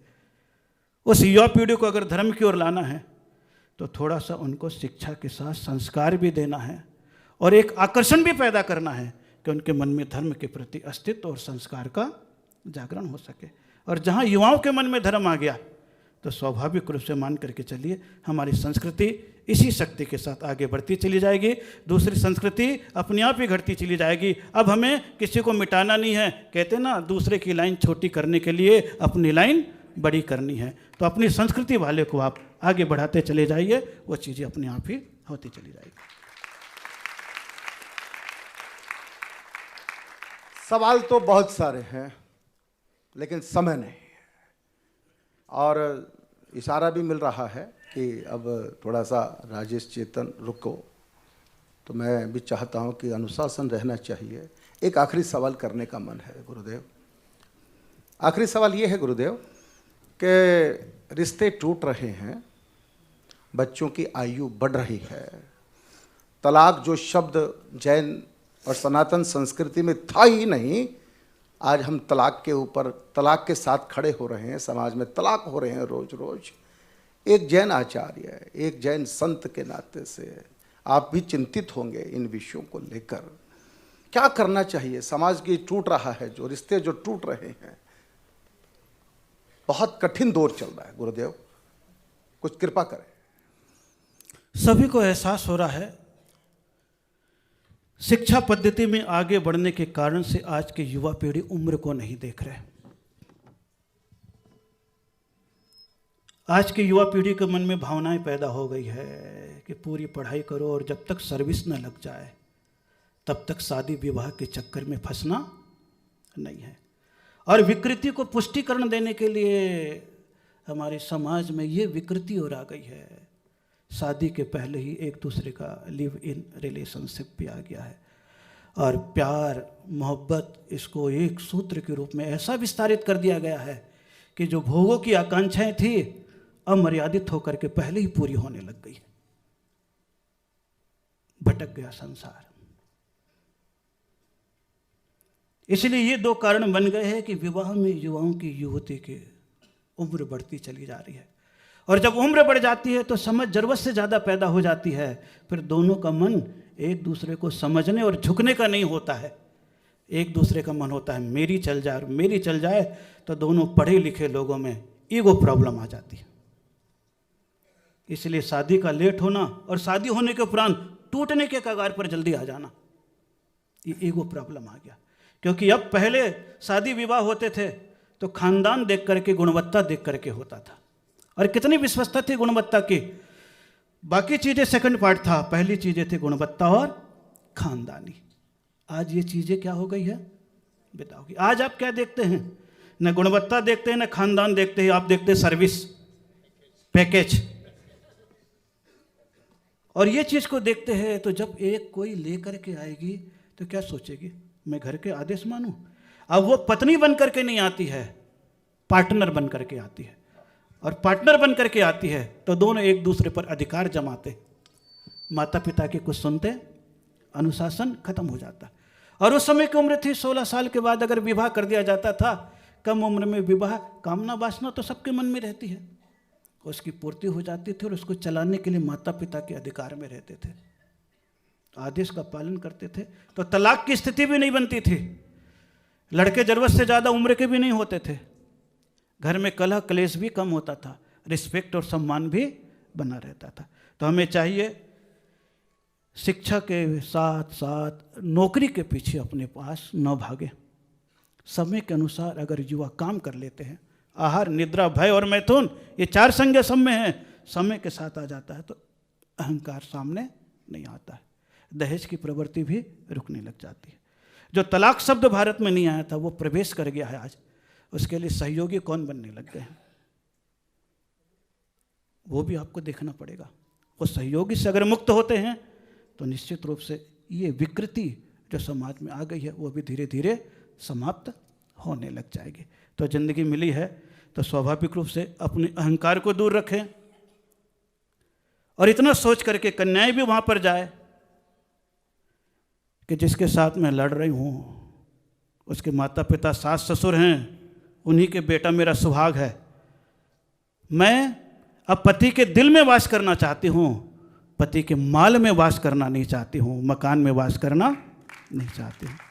और वह दिल में वास करने की आकांक्षा उसके मन में पैदा हो जाएगी तो कहेगा पति के लिए मालिक कौन है, माता पिता। उनके प्रति भी सम्मान रहेगा, आपस में सामंजस्य भी रहेगा। कलह की वृत्ति नहीं होगी तो तलाक भी नहीं आएगी, और दहेज का आगमन नहीं होगा तो वस्तु के प्रति एक दूसरे का झगड़े भी पैदा नहीं होंगे। तो सहजता से जिए, एक दूसरे को स्वीकारें, तो ये विकृति भी समाप्त होने लगेगी। और ये पीड़ा आपकी नहीं, संपूर्ण समाज की है। क्योंकि मैं तो देख रहा हूँ, और शहरीकरण और गांवकरण ऐसा हो गया है कि गांव की कन्याएं शहर में आना चाहती है। गांव में लड़के योग्य हैं, कमाने वाले भी हैं, फिर भी वहाँ जाना नहीं चाहती है। 4 कन्याएं एक कमरे में रह करके ज़िंदगी गुजार ली है, लेकिन शादी के लिए सोचती है मेरे सपनों का राजकुमार ऐसा हो कि उसका अपना मकान हो, घर में एक ही हो। ये कामना भी तो पैदा हो गई है। तो विकृति की एक कारण नहीं है, कई कारण है, और कई कारणों से ये विकृतियाँ बढ़ती चली जा रही। और भय किसी को रहा नहीं, 1 शादी, 2 शादी, 3 शादी, 4 शादी की, कितने चलचित्रों में और कितने सीरियलों में वातावरण दे दिया गया है कि उनके मन से वो भाव ही निकल गए जो पवित्रता के थे। तो विकृति के बहुत सारे कारण हैं जिस कारण से ये सारी चीज़ें सामने आ गई है। प्रयास जारी है, सभी लोग समझ रहे हैं और लौट करके बुद्धू घर को ही आएंगे, फिर से वही संस्कृति दोबारा लौट करके आएगी। कभी कभी कोई चीज़ का समय लग जाता है। थोड़ा सा मोदी जी ने ये तलाक का प्रयास भी किया, लेकिन सामाजिक संस्कृति में ये चीज़ें विकृति भी मुक्त होने की चेष्टा की जाएगी। कैसा लगा आपको ये पॉडकास्ट? समझ में आया? पसंद आया?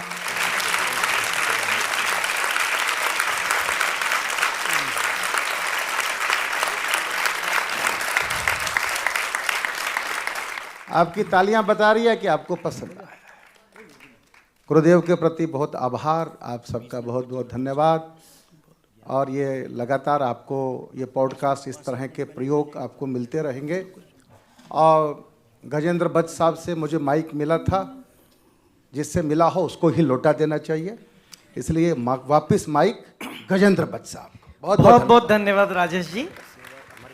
राजेश जी का चिंतन इतना अद्भुत है कि जहां आशीष जी ने गुरुदेव से जैन धर्म के बारे में पूछा, राजेश जी ने देश के बारे में पूछा, संस्कृति के बारे में पूछा, पारिवारिक समस्याओं के बारे में पूछा। बहुत बहुत धन्यवाद। पुनः एक बार राजेश जी का अभिनंदन। हमारे मध्य एक और विभूति आज के मुख्य अतिथि के रूप में उपस्थित हुए हैं, आदरणीय श्री रास बिहारी जी। वो नेशनल यूनियन ऑफ जर्नलिस्ट के राष्ट्रीय अध्यक्ष हैं। लाखों जितने पत्रकार भारतवर्ष में हैं उन सबका नेतृत्व करते हैं। हिंदुस्तान टाइम्स का हिंदी वर्जन हिंदुस्तान के संपादक रह चुके हैं, नई दुनिया के संपादक रह चुके हैं, अनेक पदों पे रह चुके हैं। राजनीति के ऊपर कई पुस्तकें लिख चुके हैं। आदरणीय मोदी जी भी उनके मुरीद हैं और उनकी पुस्तकों का विमोचन मोदी जी ने किया है। एक बार जोरदार करताल ध्वनि के साथ रास बिहारी जी को आमंत्रित करता हूं।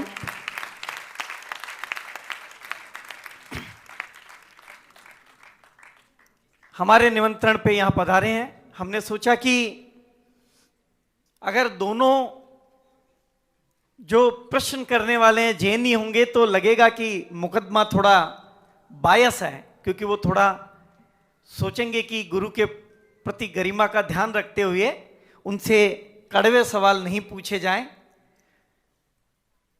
तो हमने विचार किया कि जो पूरे भारतवर्ष का प्रतिनिधित्व यूएन में भी करते हैं, इंटरनेशनल फेडरेशन ऑफ जर्नलिस्ट में हिंदुस्तान का प्रतिनिधित्व आदरणीय रास बिहारी जी करते हैं। उन्होंने अपना कीमती समय निकाल के आज उपस्थित हुए हैं पहली बार। उनका बहुत तहे दिल से एक बार पुनः अभिनंदन।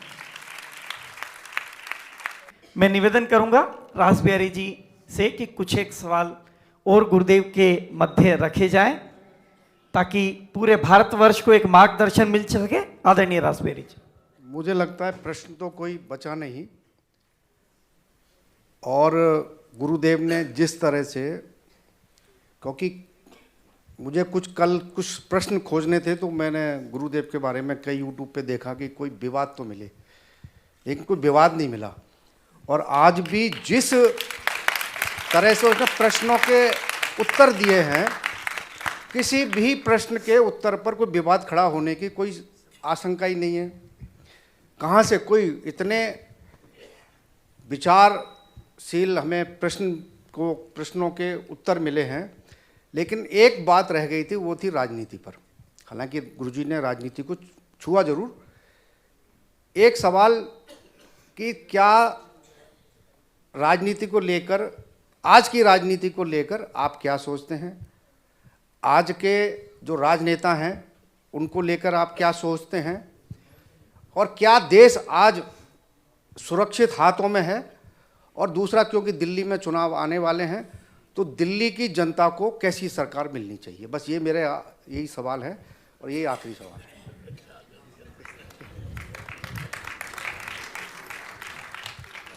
रास बिहारी जी ने बहुत अच्छी बात और बहुत अच्छे प्रसंग उठा दिए।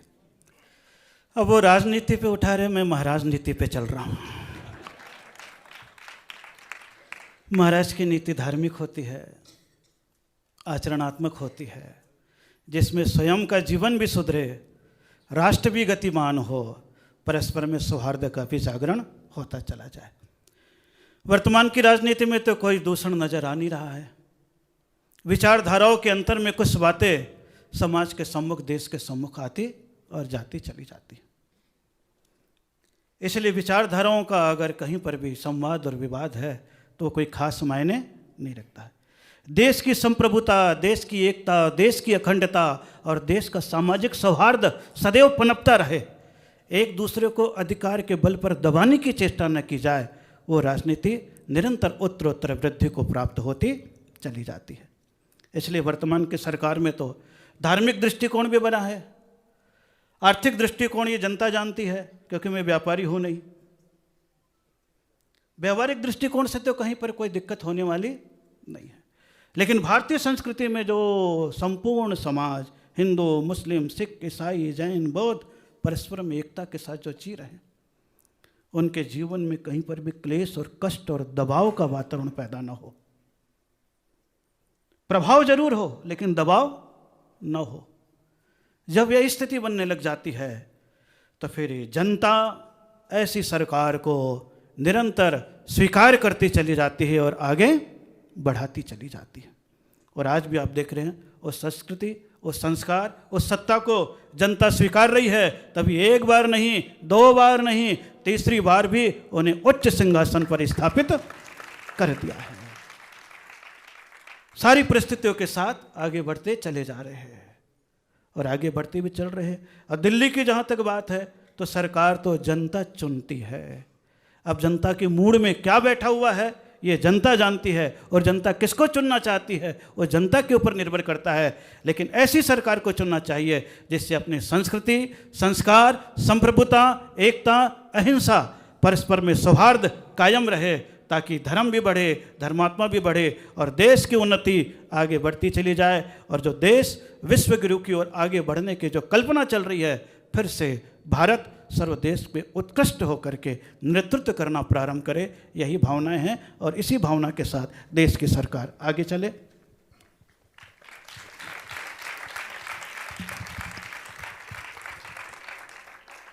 समय अपनी मर्यादा से चलता है, किसी का इंतजार नहीं करता।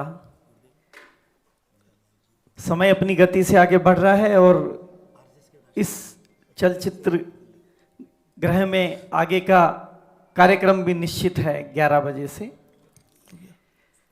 मैं निवेदन करूंगा शरद कासलीवाल जी एक बार गुरुवर से आशीर्वाद लें। विकास जी, दोनों ने बहुत मेहनत करी, बहुत सुंदर। और शरद राज जी कासलीवाल और विकास कुमार जी जैन दोनों के दोनों ऐसे सहयोगी रहे। एक बार सभी पहले भी विकास कुमार जी ने कार्य प्रारंभ किया और शरद राज जी कासलीवाल में नाम को भी सार्थक कर दिया। आज शरद ऋतु में लेकर के और बरसात करके और सर्दी बढ़ा दी।